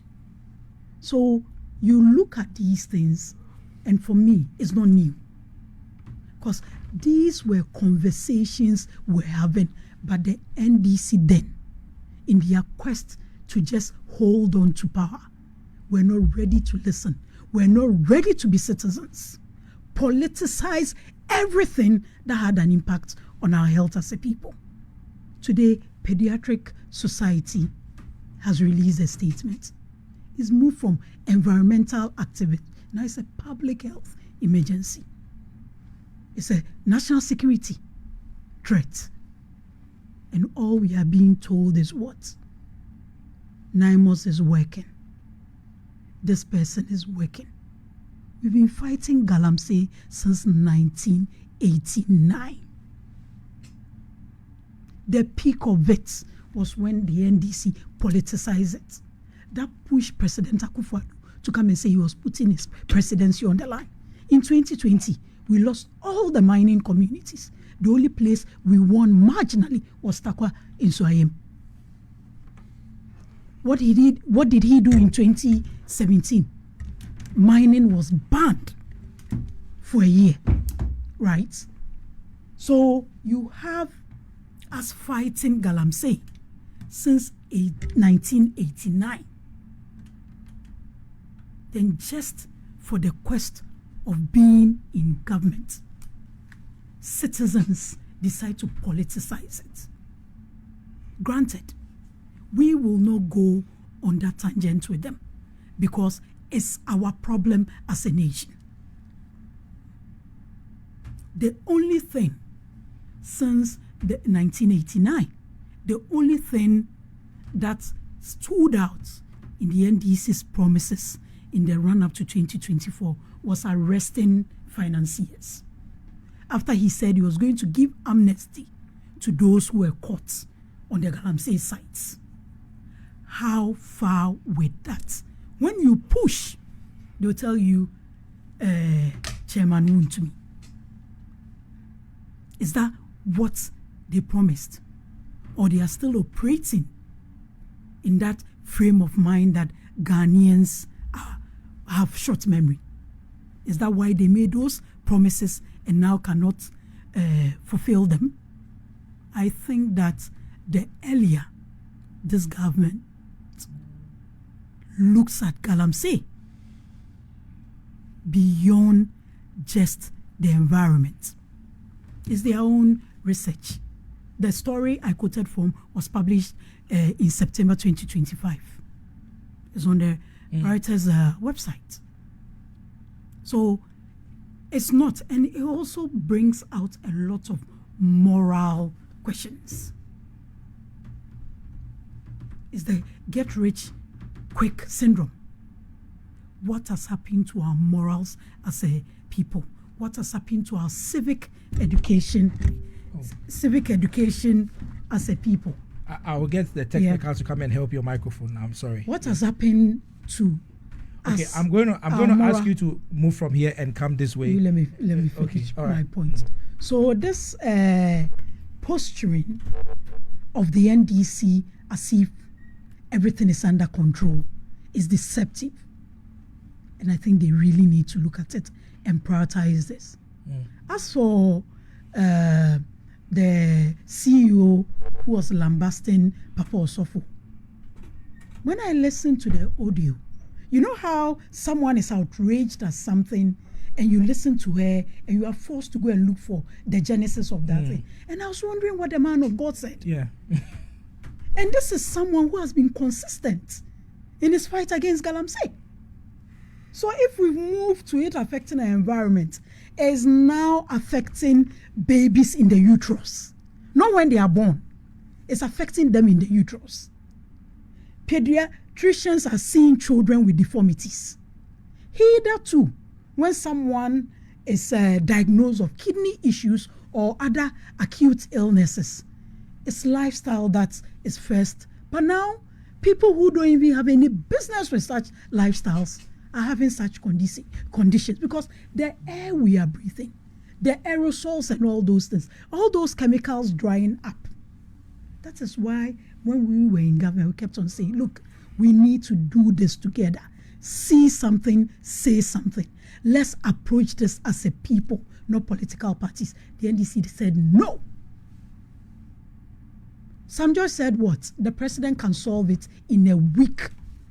They've been in power for how many months? So the timelines are in conflict. Some say in a week, some say in 2 weeks, some say in 1 month. Whichever. Let's even say he said 6 months. That's half year. You do medium term, half year review. Let's even say he said 6 months. They've been in office more than 6 months. It's over a year. So why? It was a priority in opposition. It's not a priority now that you have all the authority. And the executive wields a lot of power. So if a CEO, and that says a lot about the government's posturing when it comes to fighting Galamsey, because if Papa Osofo will come and say that it's actually affecting how they baptize people, and they are looking at... So the Church of Pentecost chairman is literally saying that at first we used to send people to river bodies in the communities to do baptism. But because of the current state of the waters, we cannot do that anymore. And Papa Osofo is not paid by our taxes. No. You, the CEO, you are paid by our taxes. You are paid by Papa Osofo's taxes. And you sit down and warn him because he's highlighting an issue that is bordering on all of us, our health. Today, if I go to a medical facility, they are not going to say because you're in opposition, or maybe they'll even get to know who you are after the fact. Health, you can't just as Galamsey.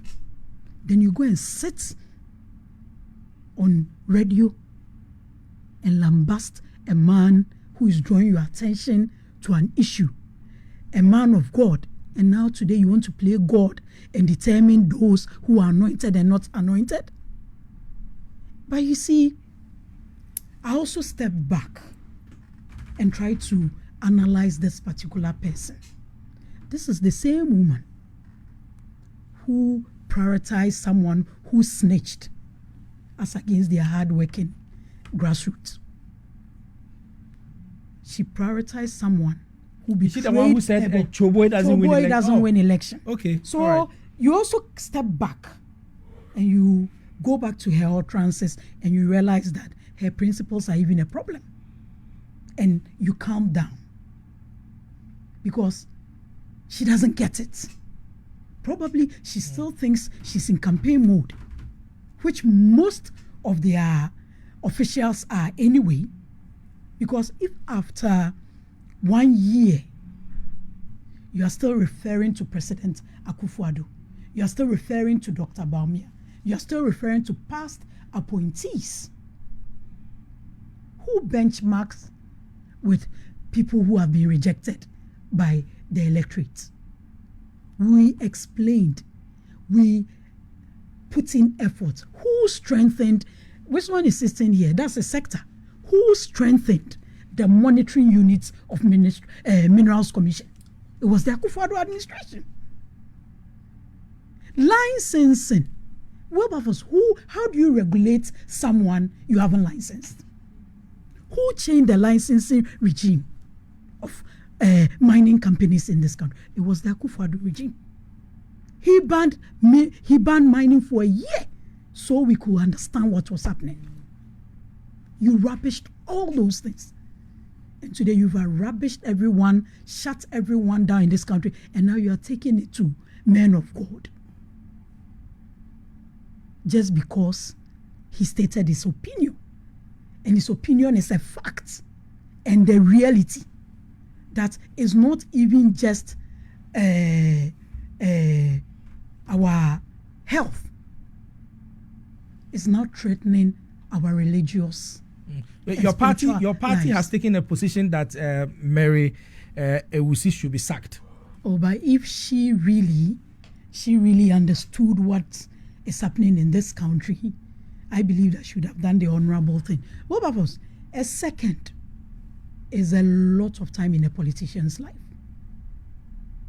And I mean, I don't know whether, but you're a Christian. Yes. Maybe you should look at Proverbs 6:2. Mm-hmm. Probably she goes to read that. She will hasten slowly when she's talking because her utterances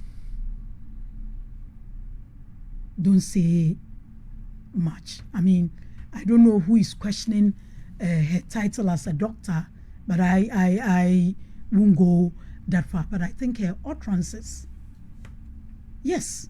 So you are referring to the yesterday I saw to err is human. The NDC is saying that to err is human.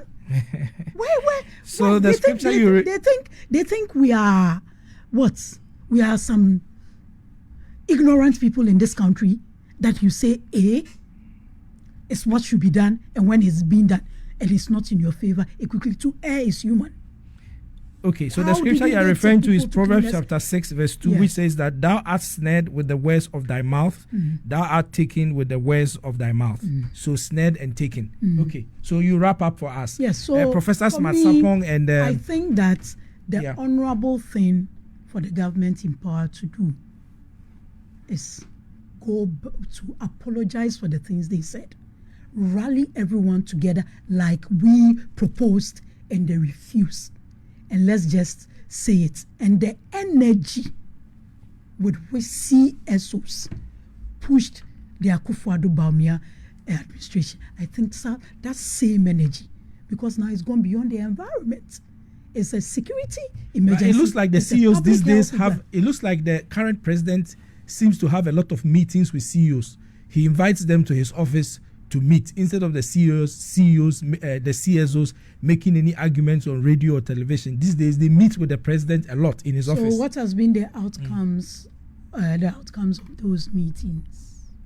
Yes, they tell the president what they are thinking. Yes, the president says, "Okay, I've heard what they are thinking." The president has said, "We all laugh, smile, take pictures, maybe have lunch or dinner." Yeah. When children, even in the uterus, are suffering from our irresponsibility as a generation. Okay, so that we think we should be patient, and all we do is talk, no action.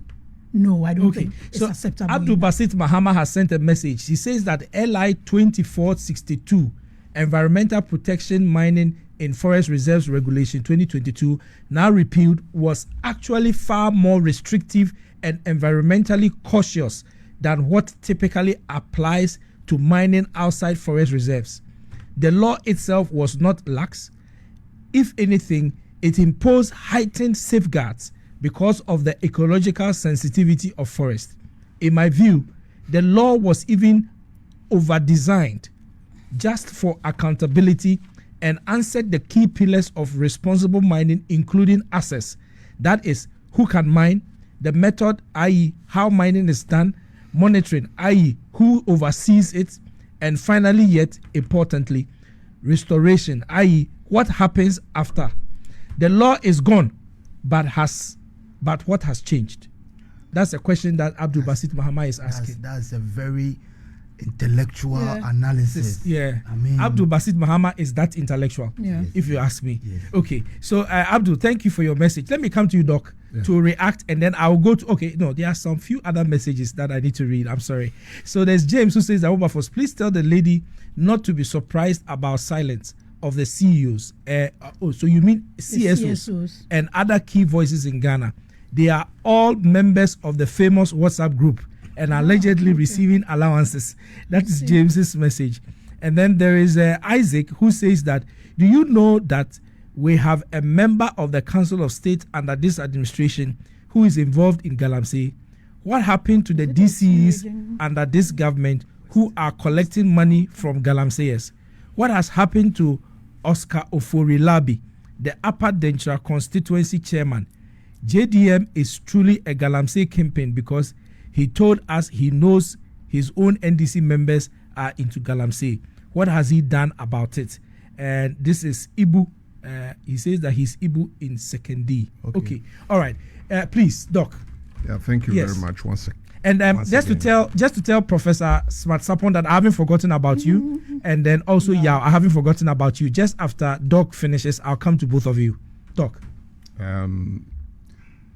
I am happy that my colleagues have joined us in this discussion, but I have two things to put together. I don't react to political issues. I rather dialogue with political issues, because when I react, I may psychologically be either assertive or be I will play politics, you understand. But I'm always very cautious about that because of my status. There could be a reaction from somebody, but I will not do reaction. I teach. And I'll give you the reason why. For instance, if you listen to what the pastor or the chairman of the Pentecostal organization has said, or religious leader has said, I, from the point of view, psychologically, will not have any quarrel with the chief, with the chairman. With the chairman. But the fact of the matter is that, haven't we seen Galamsey destroying this country in the past, where the waters are there? Had he mentioned these things in the past? Yes, I played this video. Yes. And if he had made mention of those things that affect us as a country in the past, and he's still repeating the same thing, was he saying it against only government of the day? Those are the questions, because after I listened to the statement, I found out that he is making a statement on behalf of the church, isn't it? He was not making a statement against the government of the day, but he's saying that this Galamsey issue is affecting all of us.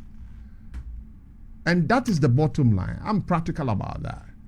But then if a political tone has been raised about it in an angle where, I don't know, at that time, a colleague of mine, Dr. Mary, I will see the CEO, deem it that drawing a line, she has his own opinion about it, and has drawn a line that, look, this gentleman is talking about the government of the day, and therefore this is the way she has said it.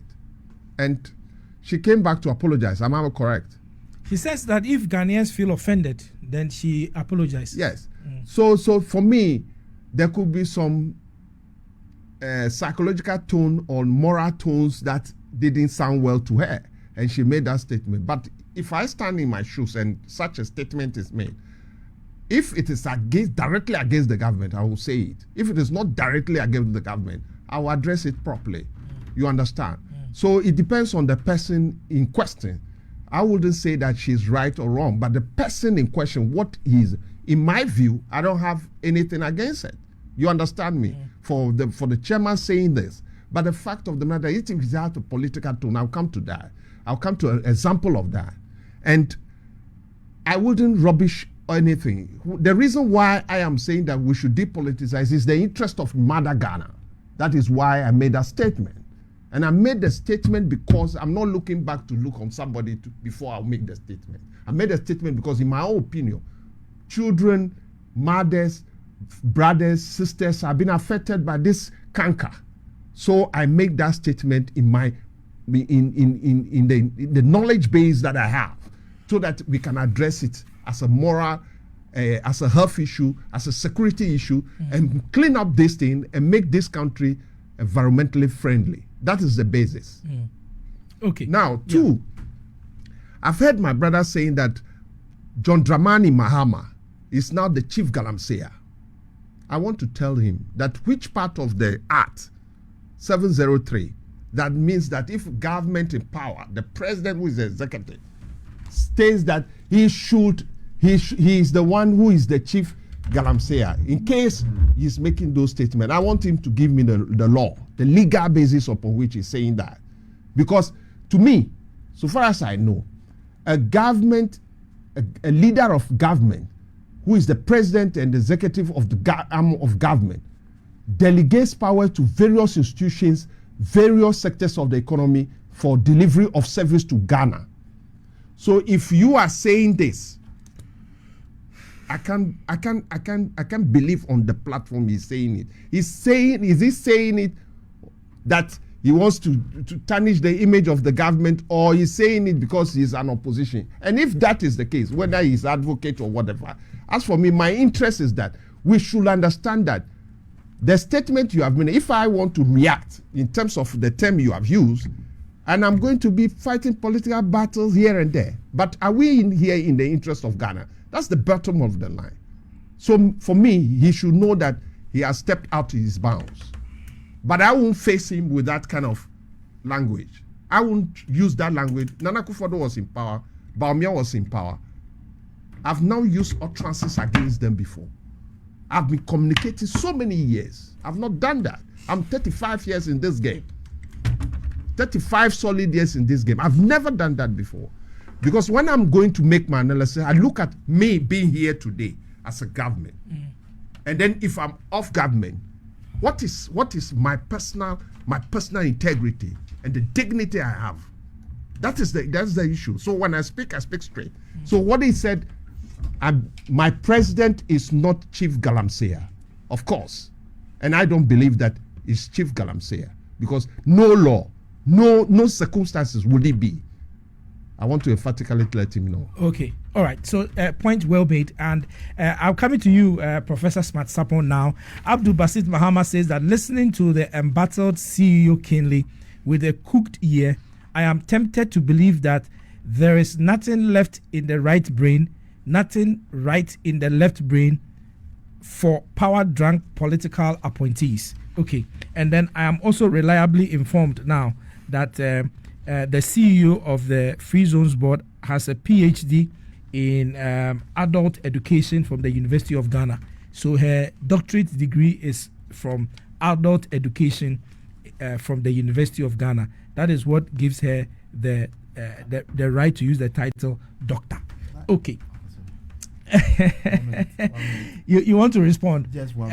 Okay. Just to react. Yes. I will react. I will say my facts. Yes. This man, is it the Abdul Basit also on the LI 2462? Yes. You know, I've stated this on several occasions, and no government communicator, nobody in government have been able to counter me. And I still want to reiterate that LI 2462 was rather a regulation, okay, to properly monitor mining in forest reserves.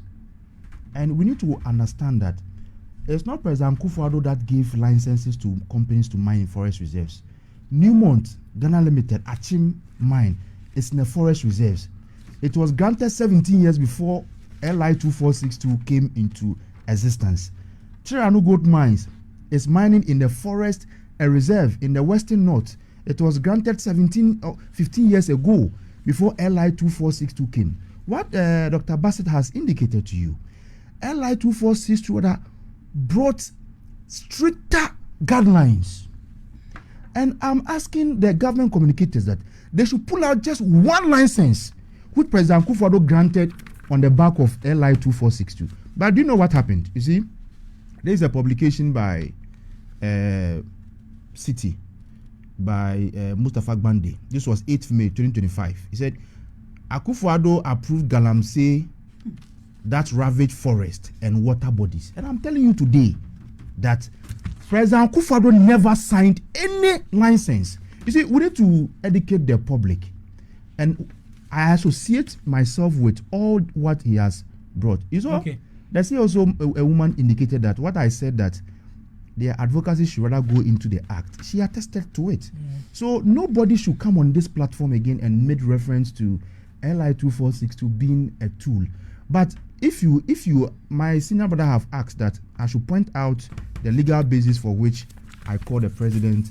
No, so that comment that you made is your personal view about this, but I don't know to what extent it adds to the debate that we are having. That because the president is the chief executive officer of the country. Exactly, he controls national security, and all those kind of things. Of the armed forces, everything, and in line with Article 257, Clause 6 of the 1992 Constitution, reading it with Section 1 of Act 703, all of Ghana's minerals is in his hands.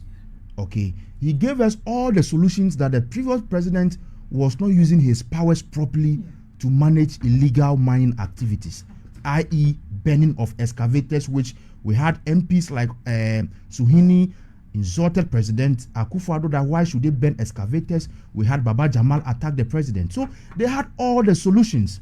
So I want to reiterate with all these relevant provisions of the land that President John Dramani Mahama is the one supervising, and he is the chief galamseyer in the Republic of Ghana. And I am reiterating it and will reiterate it on Does any Mahama day. go to the field to go and do Galamsey? So was Akufo-Addo going to the field to also do Galamsey? So you are not right. I'm asking Who is not right? I'll ask you a question. I have provided it to you. I am saying that which part of the law says this? You have not got evidence. You have not. He's the commander-in-chief. He's the one in charge of our minerals. And he's the one supervising Galamsey in this country. Put it in the right he has set a target for Galamsey gold. Let me tell you. Until he brings a list where he's going to get the 127 tons of gold. President John Dramani Mahama is the chief galamseyer. Gentlemen, he's a galamseyer. He's a galamseyer. To this effect, he's a galamseyer. That is a chief galamseyer. He's a chief. Withdraw that statement. He is the super chief galamseyer. He's a super chief galamseyer. Okay. I will never withdraw. You withdraw that statement. I will never withdraw. Legal basis. I have legal basis. You don't have legal basis. And I'll prove it is his view. Okay.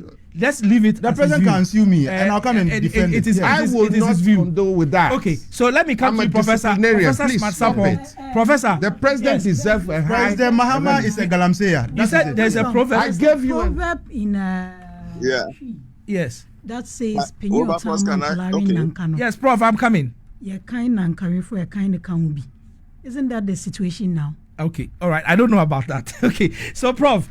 I'm sorry for keeping you waiting for too long. So we are shifting. I've been enjoying it. Okay, we are going to shift into the NDC search for presidential candidate for election 2028. That's the next phase of our conversation. But I'll pick your thoughts and your thoughts on the Galamsey discussion before we change gear into that conversation. So, Prof, first.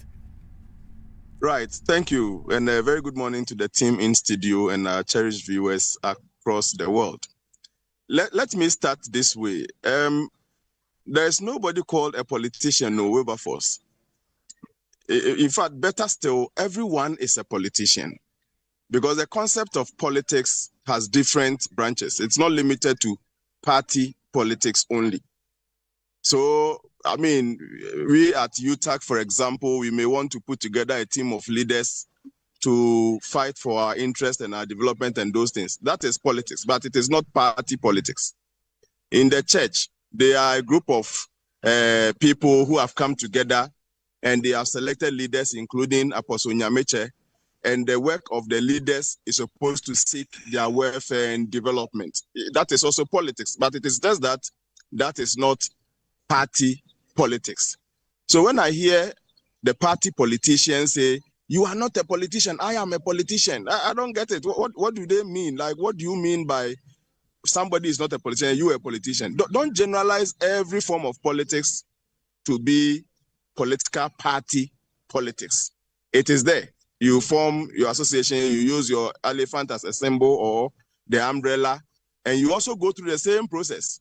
You tell us things that we deem would aid our development, and then we bring you into power, and you are supposed to promote those promises or activities that would yield to our development completely. So it's everywhere, and cast your mind and your eyes around. Politics is almost everywhere. Only that when it gets to the one we are talking about, it is party politics, the elephant politics and umbrella politics.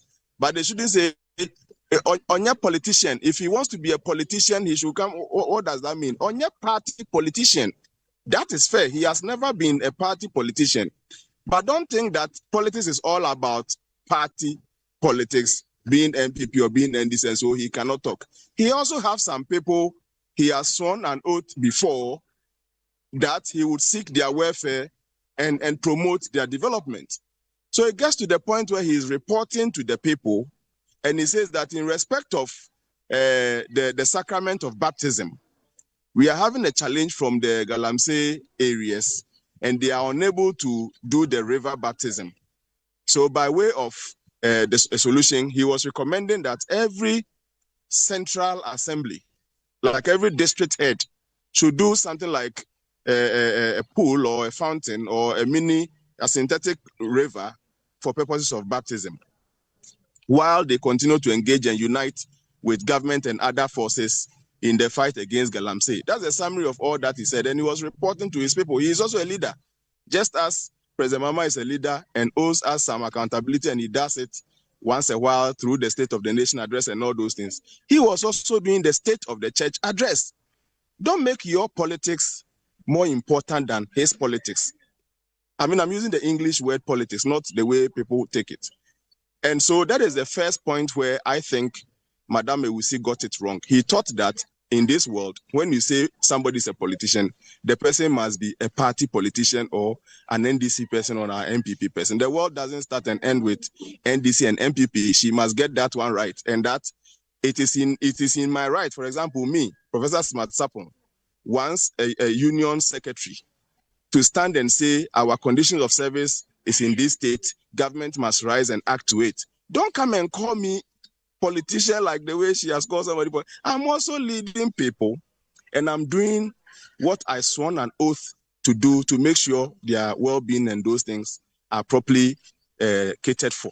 So it's an education. It goes to everybody, both the MPP and the NDC and those who think that politics is all about NDC, MPP, and that if a professor expresses his view, he is expressing a certain view because a certain elephant is behind him or he's under a certain umbrella. What is that? Everybody has a way and a certain constituency of people he represents. You represent your family, Wilberforce. You represent the millions of people who listens to you every day. So if they send some feedback to you and you are erring, please, the MPP and the NDC, the umbrella and the elephant, the world is not all about party politics. There are several other interests, and people take advantage of the opportunities they get to advance. That is my first caution to the woman and to everybody who thinks that the whole world is all about MPP and NDC, and that if a pastor is talking, the pastor is either under a certain umbrella or is under a certain. Please give us a break. Give us a break. When we gave the power to you, elephant and umbrella, are we going forward or we are coming back? Those days, my father will tell you he will sleep in a sleeper from maybe Takrady to Kumasi. By morning, where is our railway system now? Actually, we are going back in the hands of the so-called I'm a politician. We are not benefiting from that thing you call politics. And so please, she should be educated on that. And then my second point is that on the matter of Galamsey, Wilberforce, I think you cannot decouple politics away from it, even though the solution is apolitical. The system itself, the way it has been structured, and the level it is going, I'm afraid when we can decouple politics from it. I remember very well in another's time when the fight was on, especially towards the 2020 elections. You have the fight at the left, and then my brother Kweku Boahen also on the right, saying that these people just vote against them, and the next morning you come and do your galamsey. So simply put, I mean, yes, and I'm sure this trend is going to go on for quite a long time. So as for me and the politicians and their response to galamsey and all those things, I have always had my doubt, and I'm surprised if people relied or believed the campaign of the NDC and voted against the MPP on that. As for change is a constant thing. After all, one government cannot be in power forever. But the basis of your choice, if it was based on fight against galamsey, then you have not been in Ghana for quite some time. It means you are amateur, you are new in the system. I personally did not believe that this government was going to come and react any way positive to galamsey. And not that I was a pessimist, but I'm being proven right. In fact, next week, Wednesday, I was supposed to release my unemployment report, standard of living report first, then unemployment report next, and then galamsey status report. The introduction is in the report I sent to you, Wilberforce, and the report I gave to the press. So I have the timelines to release those reports. And the galamsey status report, I'm sure if I speak, even the chairman of the Church of Pentecost, Krana, yet in the one, whom am I?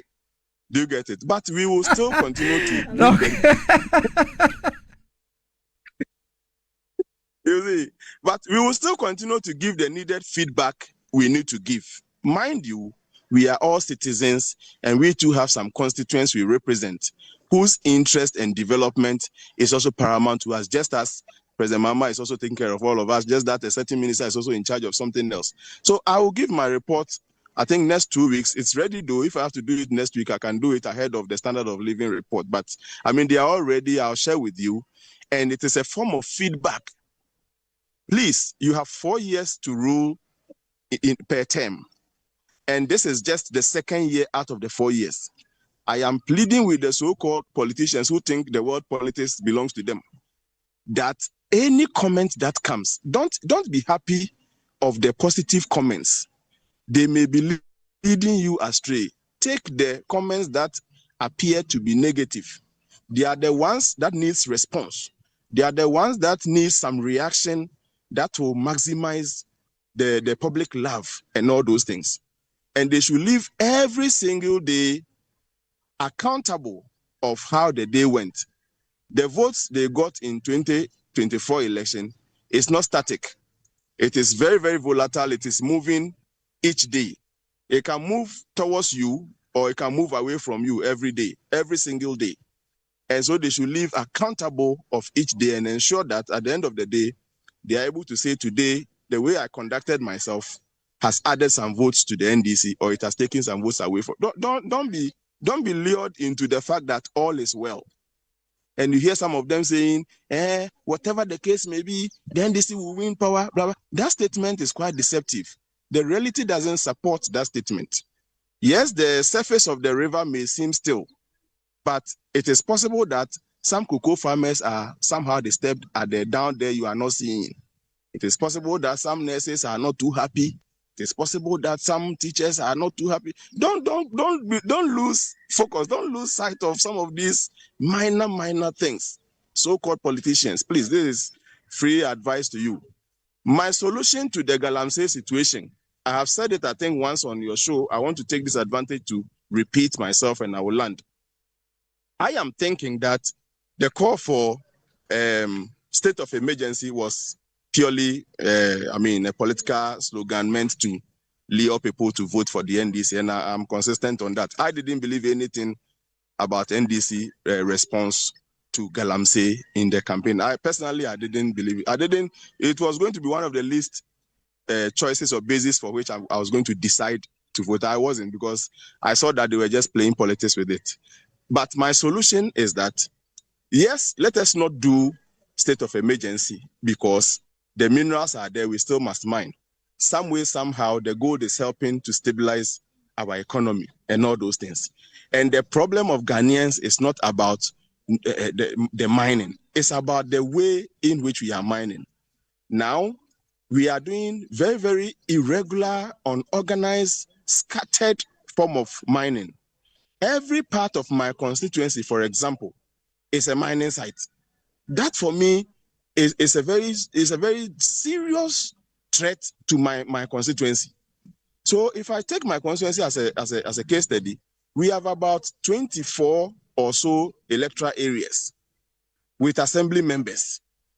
What I was proposing is that, and I'm still proposing, is that let's do a pilot with some mining districts, zone the electoral areas into mining zones and non-mining zones. Like we place a ban on some zones and we open the ban on some zones. So for my case, we have 24. Assuming we divide the 24 into 2, we have 12 and 12.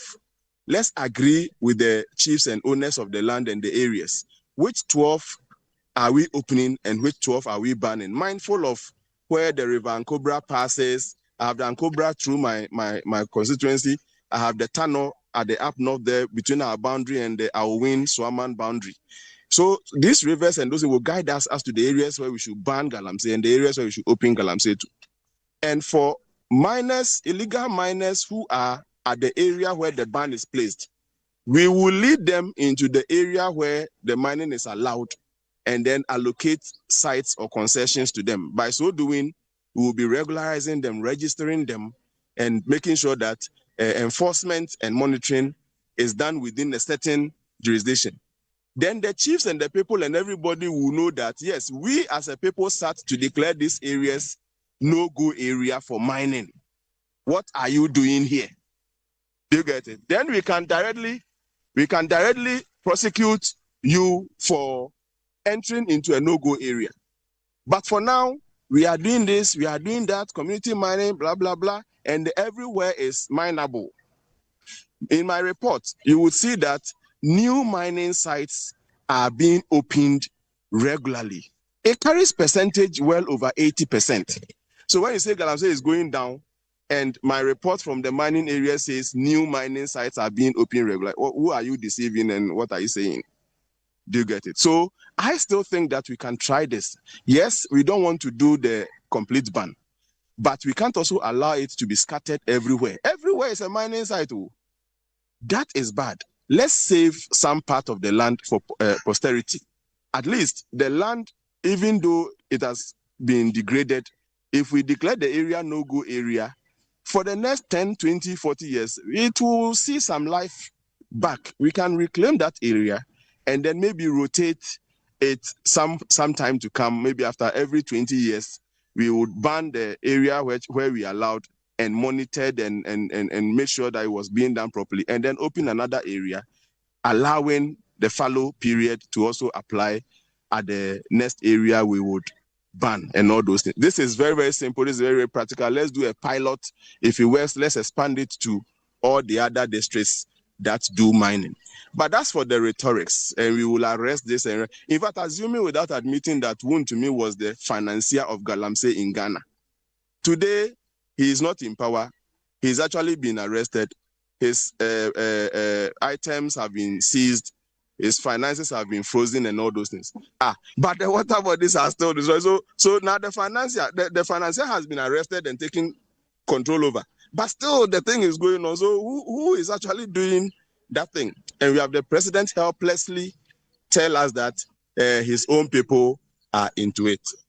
Oh, this is a serious situation, and I plead with Madame Mary Wusi not to trivialize it and say it is a political issue. Nobody should talk about some. Where does it come from? In my area, it's an existential threat to me. It's not political. In an area, we have we are forcing the rivers where we fetch pipe water. The water was as white as treated water. Now the river actually is dead. It's like completely dead. Even in raining season, it's unable to accumulate water and then flow some. It's actually dead. All right, so it's case by case. I don't know where she comes from, but to us, anybody that speaks about Galamsey is speaking for us. He's actually helping us secure our future because of where we come from. Maybe from where she comes from, this matter is not a matter of concern. It's only a political matter, and that she wished that it's always done politics with. Please, that is a few things I would like to say about it. Should I move straight into the, Prof. So the outlook? No, Prof. I'm going to go to Yao, and then after Yao's Galamsey, I'll come to you for the NDC flag bearer issues, and then I'll come to the studio. So Yao, please, we are sorry for keeping you waiting all this while, but it is because you didn't come to the studio, so forgive us. So Yao, I want to hear your beautiful thoughts about issues of Galamsey and what particularly you think we can do about the situation, which is now being considered as having been exacerbated. But before you do that, Christopher Abbey says that good morning, Wilberforce, and happy belated birthday. Thank you, Christopher. We have to all agree that Galamsey cannot be stopped.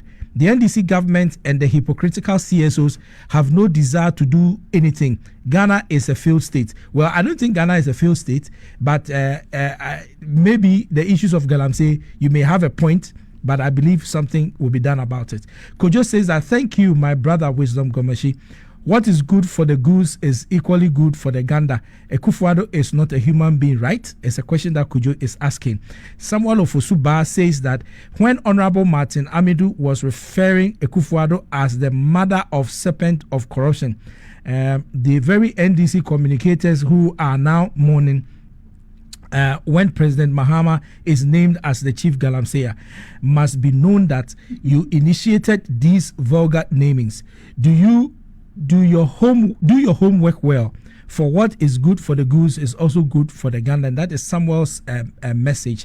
Then there is Christopher who says that why do we waste our resources to enact laws that are not enforced, or better still, we deliberately fail to enforce?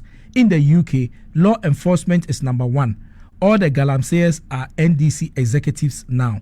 And that is a comment that Abdul Basit Mahama, great education. Okay, so that's Wisdom talking about Abdul Basit Mahamad's comment that he made there. Okay, so yeah, we are in your hands now. Oh, okay, thank you for the opportunity. And let me say a good morning to my senior colleagues in the studio and Prof on the line. Prof, good morning. And good morning to our lovely listeners as well. A quick one, where I want to start from has got to do with the narration about the seeming Galamsey issues, which resulted in the NPP. I think it was a major campaign issue prior to the 2024-2020 elections as well. But significantly, the commentaries seem to not touch on the basic trends that has resulted in where we've got into, especially between the 2010 up to 2016. And for the avoidance of doubt, if you perchance have the opportunity to read a paperwork by the University of California, which is dated 13th February 2016, it narrates the devastating effect of these mining activities on the environment and why we've got into the limit that we are still having a conversation on Galamsey. And the bottom line has got to do with the political element in there. We all know, we all political commentators know, we political communicators know, anybody who is within the media space and has taken the trouble to dig deep into understanding why Galamsey keeps on coming up, especially from 2010 up to 2026, we'll get to understand that it has a certain historical trend.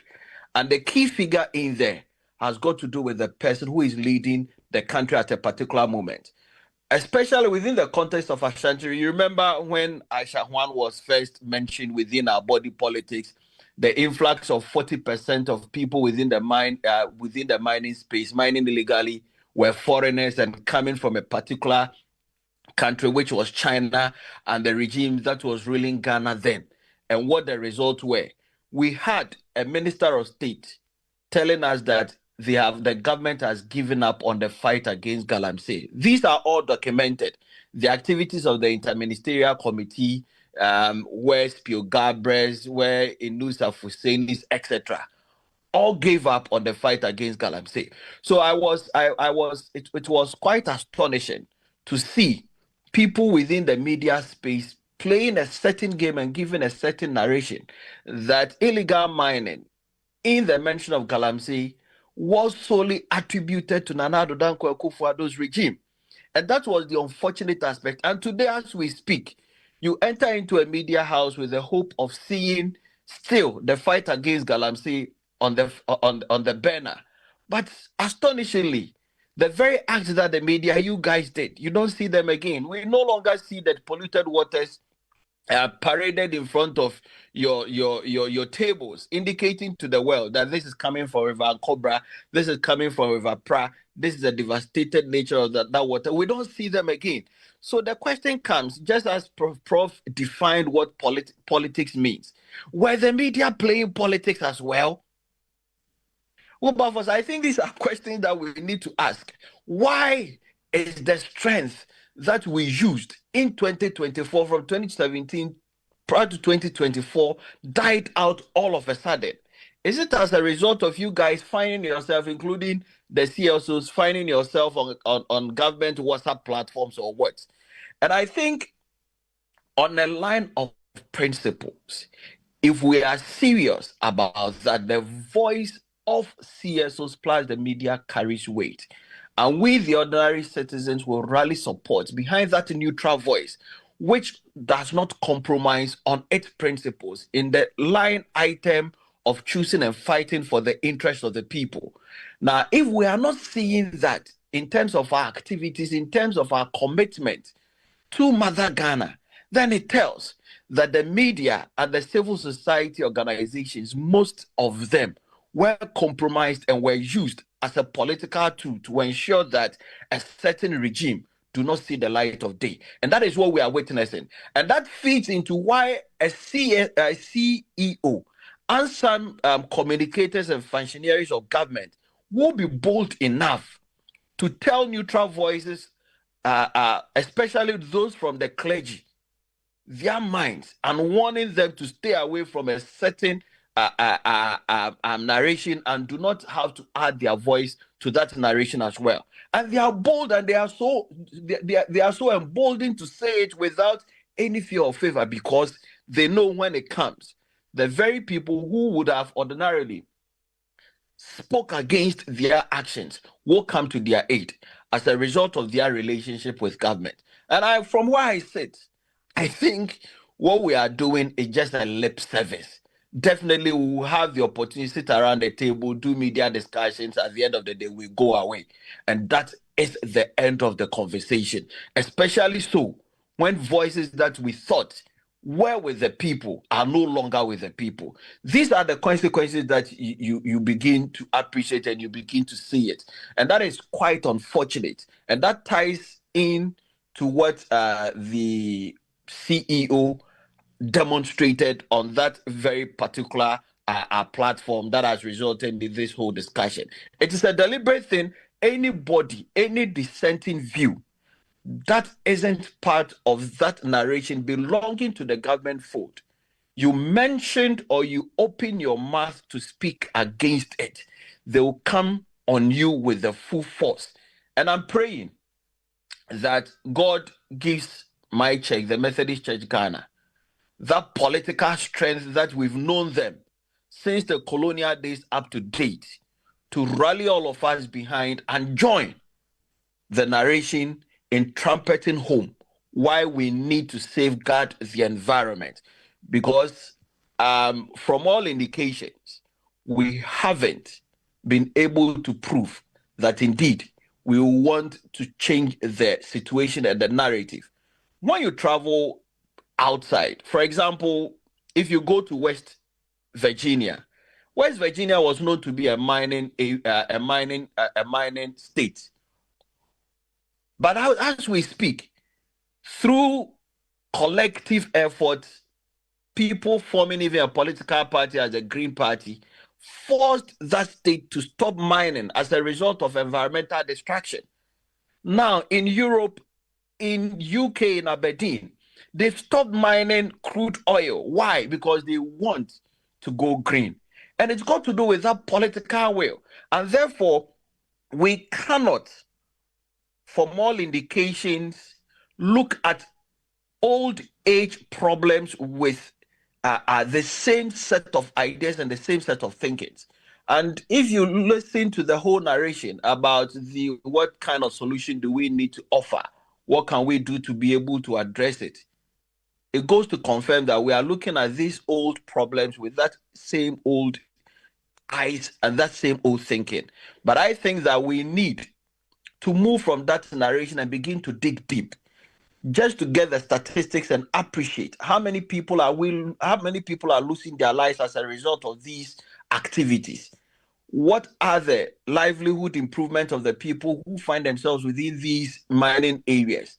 And what can we do as part of the narration to be able to bring the issues to bear and offer proper solutions to this whole narration and make sure that we are able to make headway within the context of what we are discussing. And let us not forget, the Constitution is explicit in terms of who has an interest when it comes to mineral deposits in this country. Everything is vested in the president. The Constitution do not miss that out.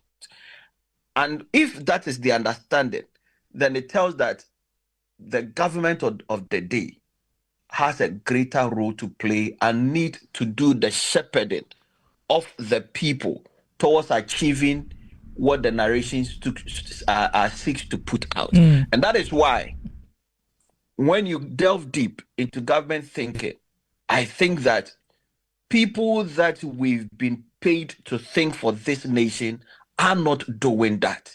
And I don't know the definition of causing financial loss to the state, whether if it applies to, because we've paid people to do the thinking for us, shepherd us to a glorious moment where we wouldn't even be having some of these conversations. But if in my private thinking, I'm able to sense that if we want to make headway, then we need to cut the supply of human element into these very activities. How do we do so? Just take the school placement element as an example. We will be able to identify that people within the mining areas, as compared to those not within the mining areas, how many people are able to transition from the JHS level to SHS? How many people? You get to appreciate that every step of the way, those within the mining areas transition rate reduces. So if it reduces, where do these able men and women go? Where do they go? It's a question that those we have paid to think should be answering for us. And if we are able to identify where they go, then we are able to offer solutions to meet what their demands are and what pushed them into these illegal activities. Give them a better alternative, even to the extent of broadening their horizon right away from their locality, to see a proper light and see that if you go through this process, your life definitely wouldn't change as you expected. But we give you a better alternative, and your prospective thinking in terms of how you want to develop changes overnight. And if we are not able to do that and identify where these young men and women go, then the problem will persist, and political parties or political actors would take advantage of the matter. Okay. And I think some of the solutions in there are not rocket science that we cannot on our own figure out. Mind you, Ghana is not just an island. California in the US has experienced what we are discussing, and therefore their solutions to what enabled them come out from that is an example that we can always cite and begin to learn from. The Americans within the Brazilian enclave, etc., have also experienced that. What has the experience been, and what are some of the possible solutions that enable them combat this without that political conversation okay, since 2010 that we've all been narrating? So we may continue to rant, we may continue to talk, but once we see that talking as just part of that political narrative, especially so when the media has given up on us, then it tells the issues are far more weightier than how we are seeing it. And that is where my worry is. And therefore, if the fourth estate of the realm are able to stand on their feet, let us see that neutral element. Wilberforce, I bet you. Yeah. But the very energy that with your current issues, with your principles, is well anchored in your colleagues, we will be able to do the needful and get the results. Just as we were seeing that glimpses way back in 2024. And now the situation is worse. Okay. So it comes back to tell us that the very people that we were perceiving as the people who were engaging in Galamsey and as a result have polluted our water bodies are not so. And we are not even gathering the courage to tell government straight in the face that stop playing politics with Chairman Untumen, accusing him of the one doing the Galamsey. Now he's out of the scene. You are prosecuting him, and therefore he doesn't even have the muscle to go back and do whatever thing that you thought he was doing. But still, we cannot make headway. So what do we do? Anyway, so that is what I think the narration should be. I get it. Just because of time, that is why I am interrupting. But I want us to shift our conversation now to the issues about the National Democratic Congress. And Professor Smart Sapong has been doing some work on that. I'm going to allow him some 10 minutes to take us through the work he's been doing, and then after that we can have a quick panel discussion on the observations. So, Prof, the issues are that it looks like the NDC government is currently 1 year and 4 months in office. It means that technically speaking, it has 2 years and some 8 months more in office, and already there is talk about succession. Who will succeed President Mahama as their party's candidate for election 2028? What has your research been finding? Right, Wilberforce, thank you once again. And yes, I agree with those who say that there's more time, and so we can defer this conversation to somewhere 16 months from now, when the conversation will be very, very most relevant. But it has become an issue of national interest. And like it or not, people say some form of campaign has started, and you see some posts coming, trying to, add more to the interest on the subject matter. And so, as part of this, please forgive me, some loud bite is passing. As part of the citizens' perception report that I do, I decided to add this one to the key issues I was looking at based on the level of interest that it is gaining among the general public. But I have other interesting issues in the report, and like I said, I'll be releasing them weekly. So this coming week, I'll do the standard of living report, and then we look at the general standard of living. We have fixed expenditure and then some variable expenditures and how they are doing among our people. Then we will do the employment or unemployment report, and then we'll do the Galamsey status report. I have one interesting one on Ghanaians' expectations on how far the Black Stars can go in the upcoming World Cup. But that one, your guess is as good as mine. So we will talk about that one later with the sports team. But that is what I did. And from that first report, the potential presidential aspirants outlook, by way of the design, we sampled 8 out of the 16 regions. We sampled out of the 8 regions, some 100 constituencies within those 8 regions. And then, all in all, we visited 2,350 communities within those 100 constituencies. We visited a minimum of 3 communities per constituency and a maximum of 5 communities per constituency based on the dynamics per each constituency. The period was from last Tuesday, 14th of April, to last week, Sunday, 19th of April. In all, for this section, a total sample of 6,735 responded. Half of them were members of the general public, and then half of these 6,735 were NDC delegates. I have just 2 findings from this one I'll be presenting so that we can discuss. The first finding is that generally, you see that delegates of the NDC were the ones that were more enthusiastic about the contest as compared to the general public. And it is evident on the first graph, the general public versus the NDC delegates. You see that the red line, if you have the report, the red line on top is the NDC delegates. And from all the points, from General Asiedu Nketia down to Ada and to undecided, the red line is above all of them. That is the level of enthusiasm of the NDC delegates as compared to the blue bars, which are that of the general public. So I draw that conclusion.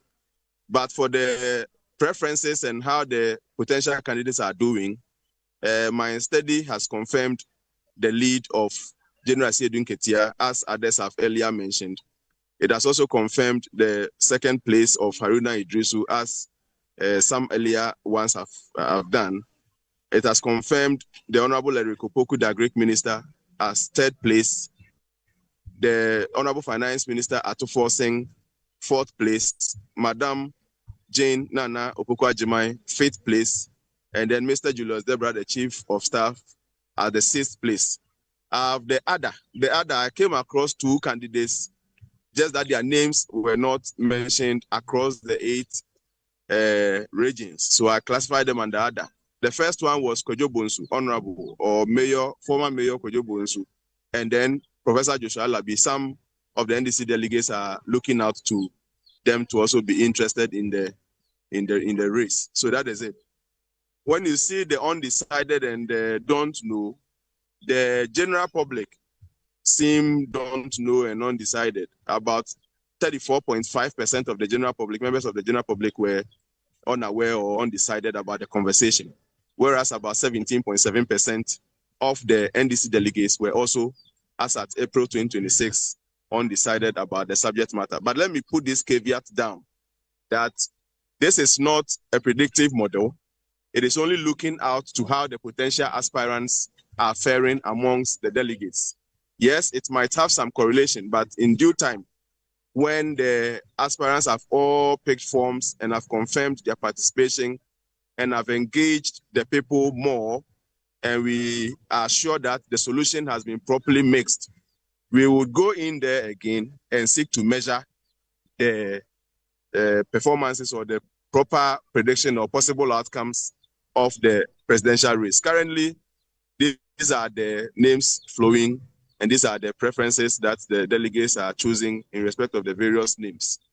Interestingly, when I asked of the reasons for the choices they are making, you see that there are more people choosing, giving reasons for General Asiedu Nketia and Honorable Eric Opoku more than the rest.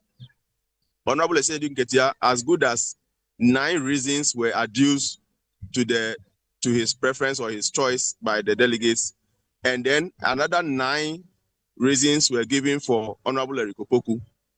Honorable Eric Opoku, for example, they say he's a very good communicator, he's calm and a grassroots man, he's hardworking, he is competent for the job, he has the capability to unite the party. And then lots of people speak about his good works. He has a good reputation in NDC, experienced and then reliable. The reliable or reliability is common between Eric Opoku and Asiedu Nketia. The experienced politician attribute is common to Eric Opoku and Asiedu Nketia. But then Asiedu Nketia has one statement that is not seen in all of them. They say he has served the party more. So all of them have one way or the other served the party, but he has served the party more. And that thing is quite unique to Asiedu Nketia as compared to the rest. The Honorable Finance Minister, they say he has helped in stabilizing the city. That one is, you need not be told, is young and vibrant and all those things. But when you check the ages, for example, by 2028, Wilberforce, General Asiedu Nketia will be 72 years. Madam Jane Nana Opoku-Agyeman will be 77 years by 2028. Then you check the middle line. We have Eric Opoku, by that time, 58 years. Honorable Haruna Idrisu, by that time, 58 years. And then Mr. Julius Debra, by that time, 62 years. So I have that diagonal as the age in between, the average ages. And then Mr. Atuforsin's own a little below as the youngest among them. And then the elderly ones are the top left and then the bottom right corner, 72 and 77 for General Sedun Ketia and Madam Professor Jinano Pokwajimai, respectively. So if age becomes a matter, the delegates will be looking at all these things along with the attributes that they have assigned to the various potential aspirants. The last bit of the analysis was what I called the voter mindset analysis. Yes, the lead, if it is going to be anything to refer to, is with General Sedun Ketia, followed by Haruna Idrisu, Honorable Eriko Poku, to Atuforsin, to Madam Professor, to Mr. Julius Debra. But the mindset analysis is assuming what we call equivalent effectiveness. Equivalent effectiveness is the point where you get more than one person being fit for the position. So if all the campaigns are done and everybody gets equal share of the campaign and visits all the delegates, and it so happens that an obvious leader is not found, what then is going to be the additional factor delegates are going to base their choices on? And that is what you see under the voter mindset analysis table. About 83.7% said that if it gets to that point, Central Region has had a fair share of the presidency in this Fourth Republic and therefore is going to play on their mind. They think that, and when you check the last one, candidates from other non-presidential regions must be considered for the presidency. 83% are of that view. So that analysis is done in the event that the thing becomes not a clear lead for one of them, but all of them or more than one or two or three people gets into. So for example, the current top three is Haruna Idrisu, General Sedun Ketia, and Eriko Poku. If it gets to the point of equivalent effectiveness, if that point will ever be reached, then it's going to disfavor Honorable Haruna Idrisu because about 72.6% are saying the Northern Region have had their fair share of the presidency. And rightly so, President Mahama was the president from the North. And then when you come to this second term he is serving, he's a president from Savannah. You can say not from the North, but he was a president from the North. He was a vice president also when the Northern Region was together. Maybe that is forming the basis of the Northern Region having had their fair share of the presidency. Again, it has the tendency of affecting Finance Minister Atuforsin and Madam Professor Jinano Pokwajimai because 83% are saying candidates from non-presidential regions must be considered. But in Central Region, they've had a fair share of the presidency, confirmed by 83.7% of the respondents. And I'm sure they are referring to the very good Professor Mills of blessed memory, the vice presidents that have come, both Vice President Mr. Atta and herself, Vice President Professor Jinano Pokwajimai. I'm sure these are the basis for the assumption that they've had a fair share of the presidency. So conclusion on the mindset analysis is that if the point of equivalent effectiveness is reached as part of this campaign, only candidates such as Honorable Eriko Poku, General Sedun Ketia, and Mr. Julius Debra might be key contenders for the race. I know the other list will advance. Like I said, I came to realize that Honorable Kojo Bonsu was also going to be part of the race. Honorable Joshua Labi was going to come. If they all come on board, then we see that candidates from non-presidential regions are this number. We can expand this conclusion I'm drawing. But currently in the list I have, if the point of equivalent of effectiveness or equivalent effectiveness is reached, and delegates do not have one clear leader, and the lead or the contest limits itself to some 2 or 3 equally likely to win people, the further consideration that's going to do the separation will be for those whose region hasn't had a fair share of the presidency. So these are the discussions that we had after interacting with 6,735 of the NDC and the general public who participated in this section of the Citizens Perception Report first quarter. Okay, so I shall submit. Yes, yeah. So very, very interesting findings and all that. I'll get the views of my panel, but quickly from you, there is a sister poll that was conducted by APL, and that poll seems to suggest that there is a neck-to-neck fight between Julius Deborah and Asiedu Nketia. From the analysis that you made based on the last part of your submission, which is the citizens' perception analysis, you seem to say that if push comes to shove, the competition might be between Asiedu Nketia, Julius Deborah, and Eric Opoku, because they are the three people from amongst the contenders who are coming from the areas where people have not served from in the presidency before. Is that to suggest that it is possible that there is a neck-to-neck battle between Asiedu Nketia and Julius Deborah? Is that what you also see? Anyway, per the report, the first graph I submitted, you could see that out of the 6,735 respondents, the percentage distribution does not confirm or does not suggest that there's a neck-to-neck tie between Julius, the chief of staff, and then Mr. Asiedu Nketia. It suggests that there is a confirmed lead for Asiedu Nketia, and rather Julius is somewhere on the 6th.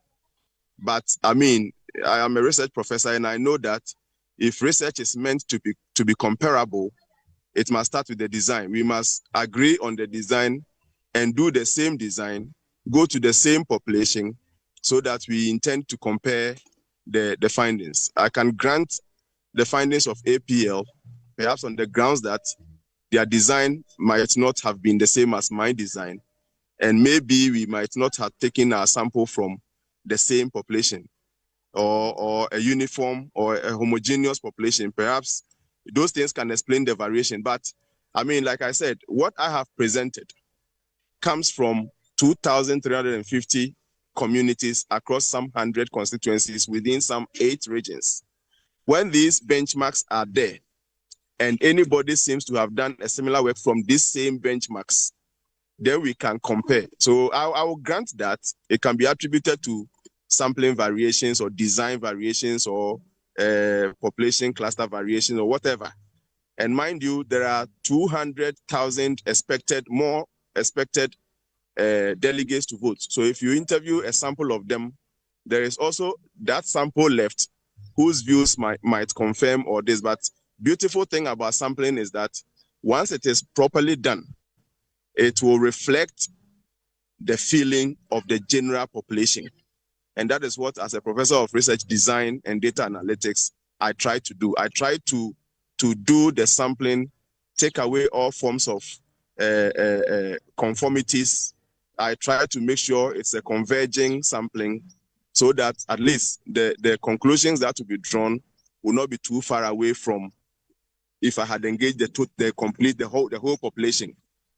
So I use words like the lead of Asiedu Nketia is confirmed, that this is confirmed. There are other studies that people have done that my study fits into. And I'm sure when you read the APL one, even though there was an assumption of neck to neck, it was slightly in favor of Asiedu Nketia.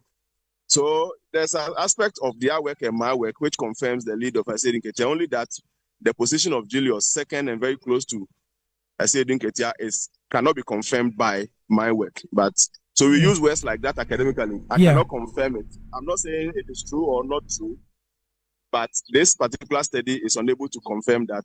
And the reasons are quite obvious. Maybe the designs were not the same, or to start with, the two works were not intended to be compared at the end of the work.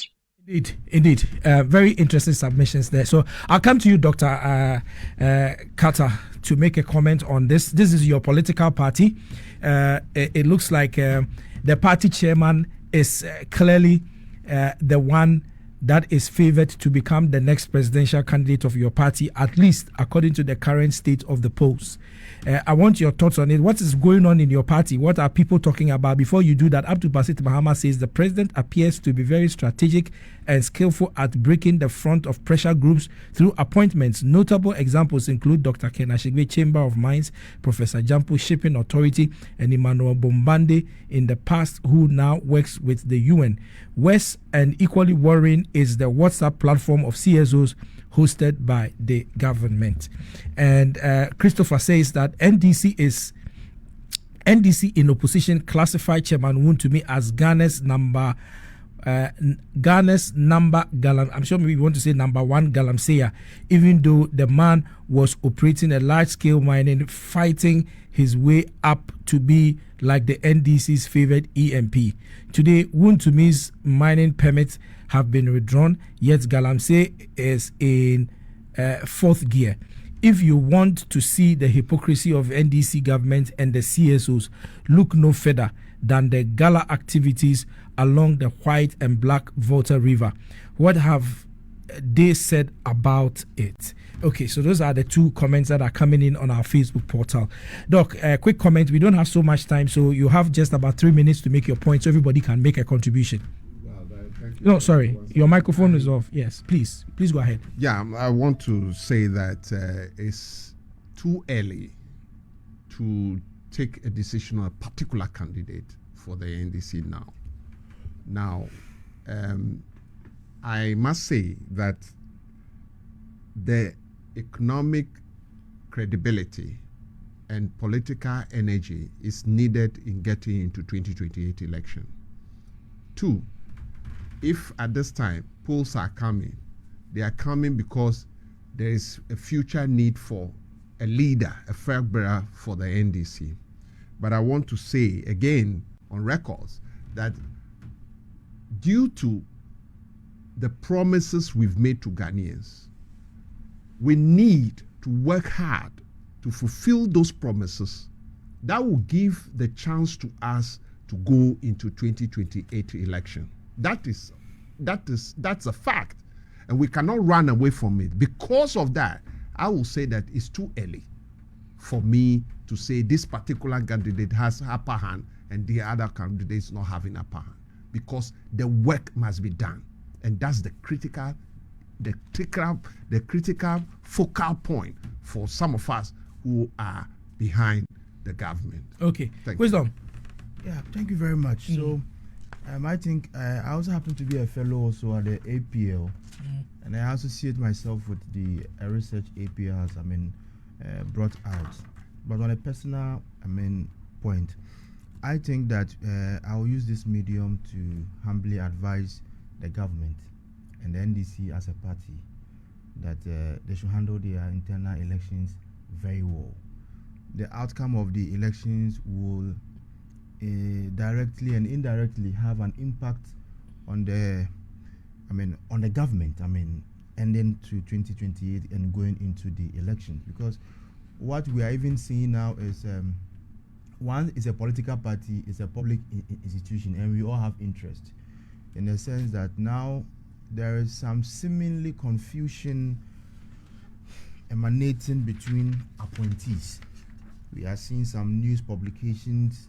The recent one is even the Get Fund administrator, which allegedly I read in the news that Get Fund, which was supposed to be under Ministry of Education, allegedly is now reporting to Finance, and instructions from the sector minister Haruna Idrisu to the Get Fund administrator is appearing to cut corners, and people are speculating that it's because of all these things about presidential ambitions is causing some rift between some appointees. They will deny it, but these are things we are seeing clear. Also, some of the party people, the NDC party people, have raised concerns that why should the party, General Secretary and their chairman, come out to indicate that if you want to contest for internal elections,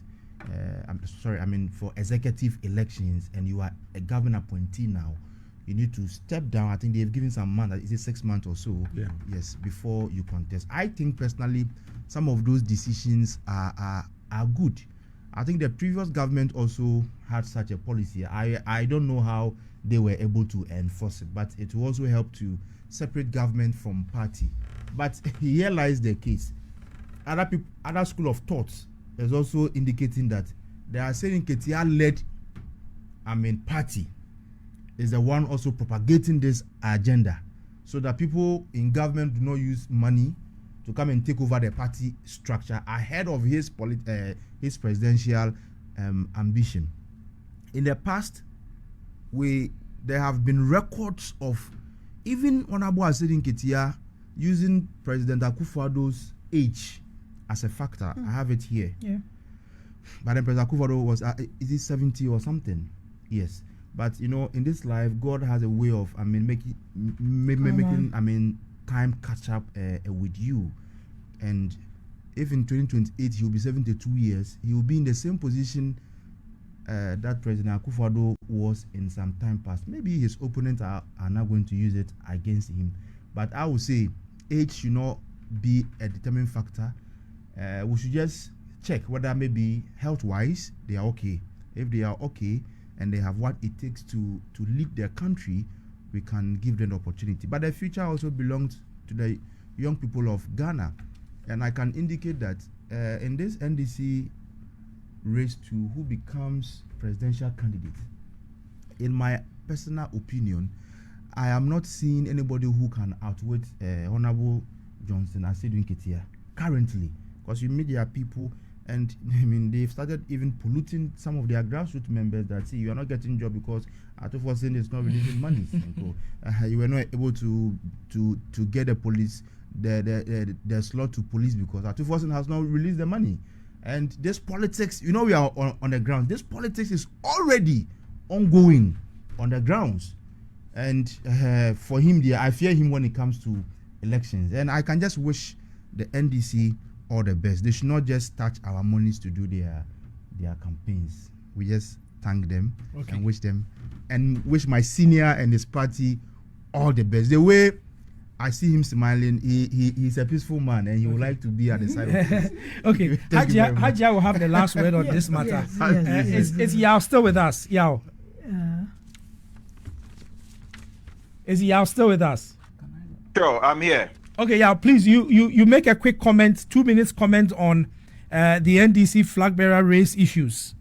Oh, okay.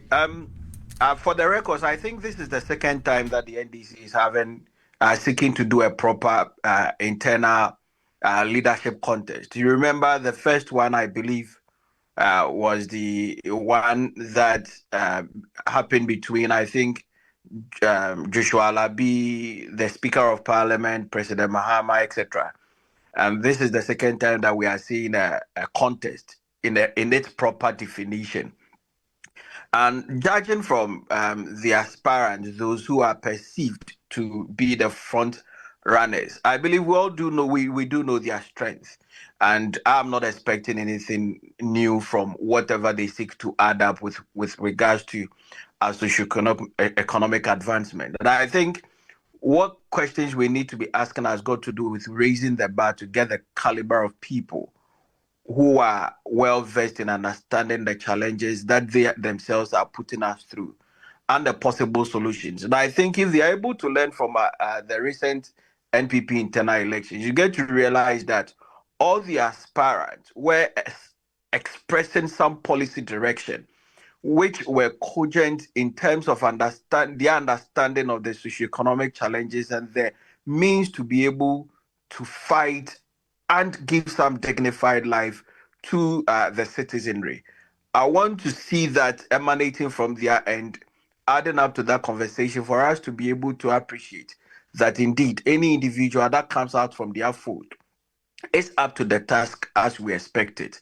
But as it stands now, I can only observe and rather advise them not to repeat what we already know them to do. The sweat drill declaration, the tactics that currently is emanating, the Minister for Finance and the Education Minister recruitment issues, get fans telling the minister that I don't take instructions from you, etc. All in the name of coming up to be able to win the race at the end of the day.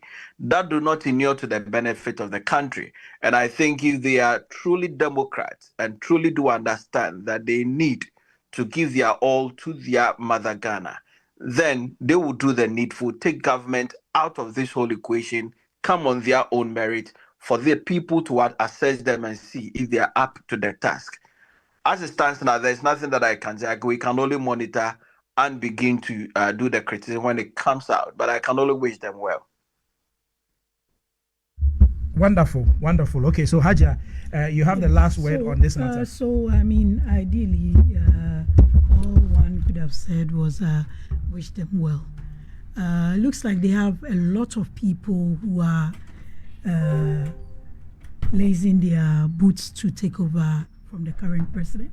But the most worrying thing is, in less than 2 years in government, you have key government appointees wanting to oust or take over their president, which is quite worrying, because already the accusations of finance ministers stampeding some ministries, recruitment and all that, those issues don't augur well for the development of the nation. I think it's something that they need to look at. As for getting a flag bearer, someone to succeed the current president, is in order.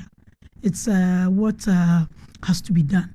But the way they are going about it, remember a couple of months back, it was heated between the national chairman and the chief of staff, and there were all kinds of accusations and speculations.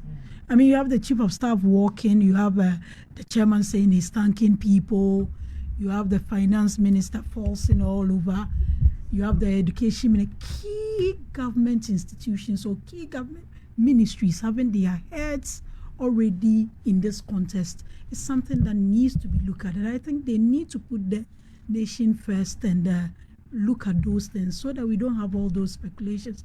But from a researcher's point of view, I think it's still an open contest. And I wouldn't be surprised if all those who are out now don't end up being the ones leading. Because it looks like they've already peaked. And they may be accused of certain things that may not go well for their party, but the NDC is capable of doing anything. They enthrone, so you never know. They can always come up with something. But the numbers are quite interesting. You remember what they said about us, especially their current chairman, General Mosquito, when 17 people contested to succeed President.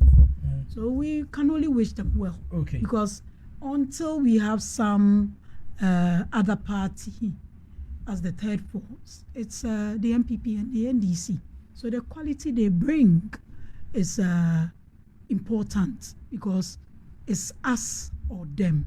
And when it comes to the interest of the party, we need to have a certain standard. We've already elected our flag bearer in the person of Dr. Mahmoud Bawumia. And we all know the quality he's made of and what he stands for, especially when it comes to the forward march of this country. So we urge them and wish them well that in whatever thing they do. We just hope we hear horsewhips being used and slaps being given and balls being held. They should do it peacefully and come out with someone who, though I don't pray they win the 2028 election, but someone, if the likely event wins the 2020, will represent Ghana properly. Okay, so interesting thoughts there, and that's how we'll end our program. Smiley. There's a birthday wish that I need to talk about quickly.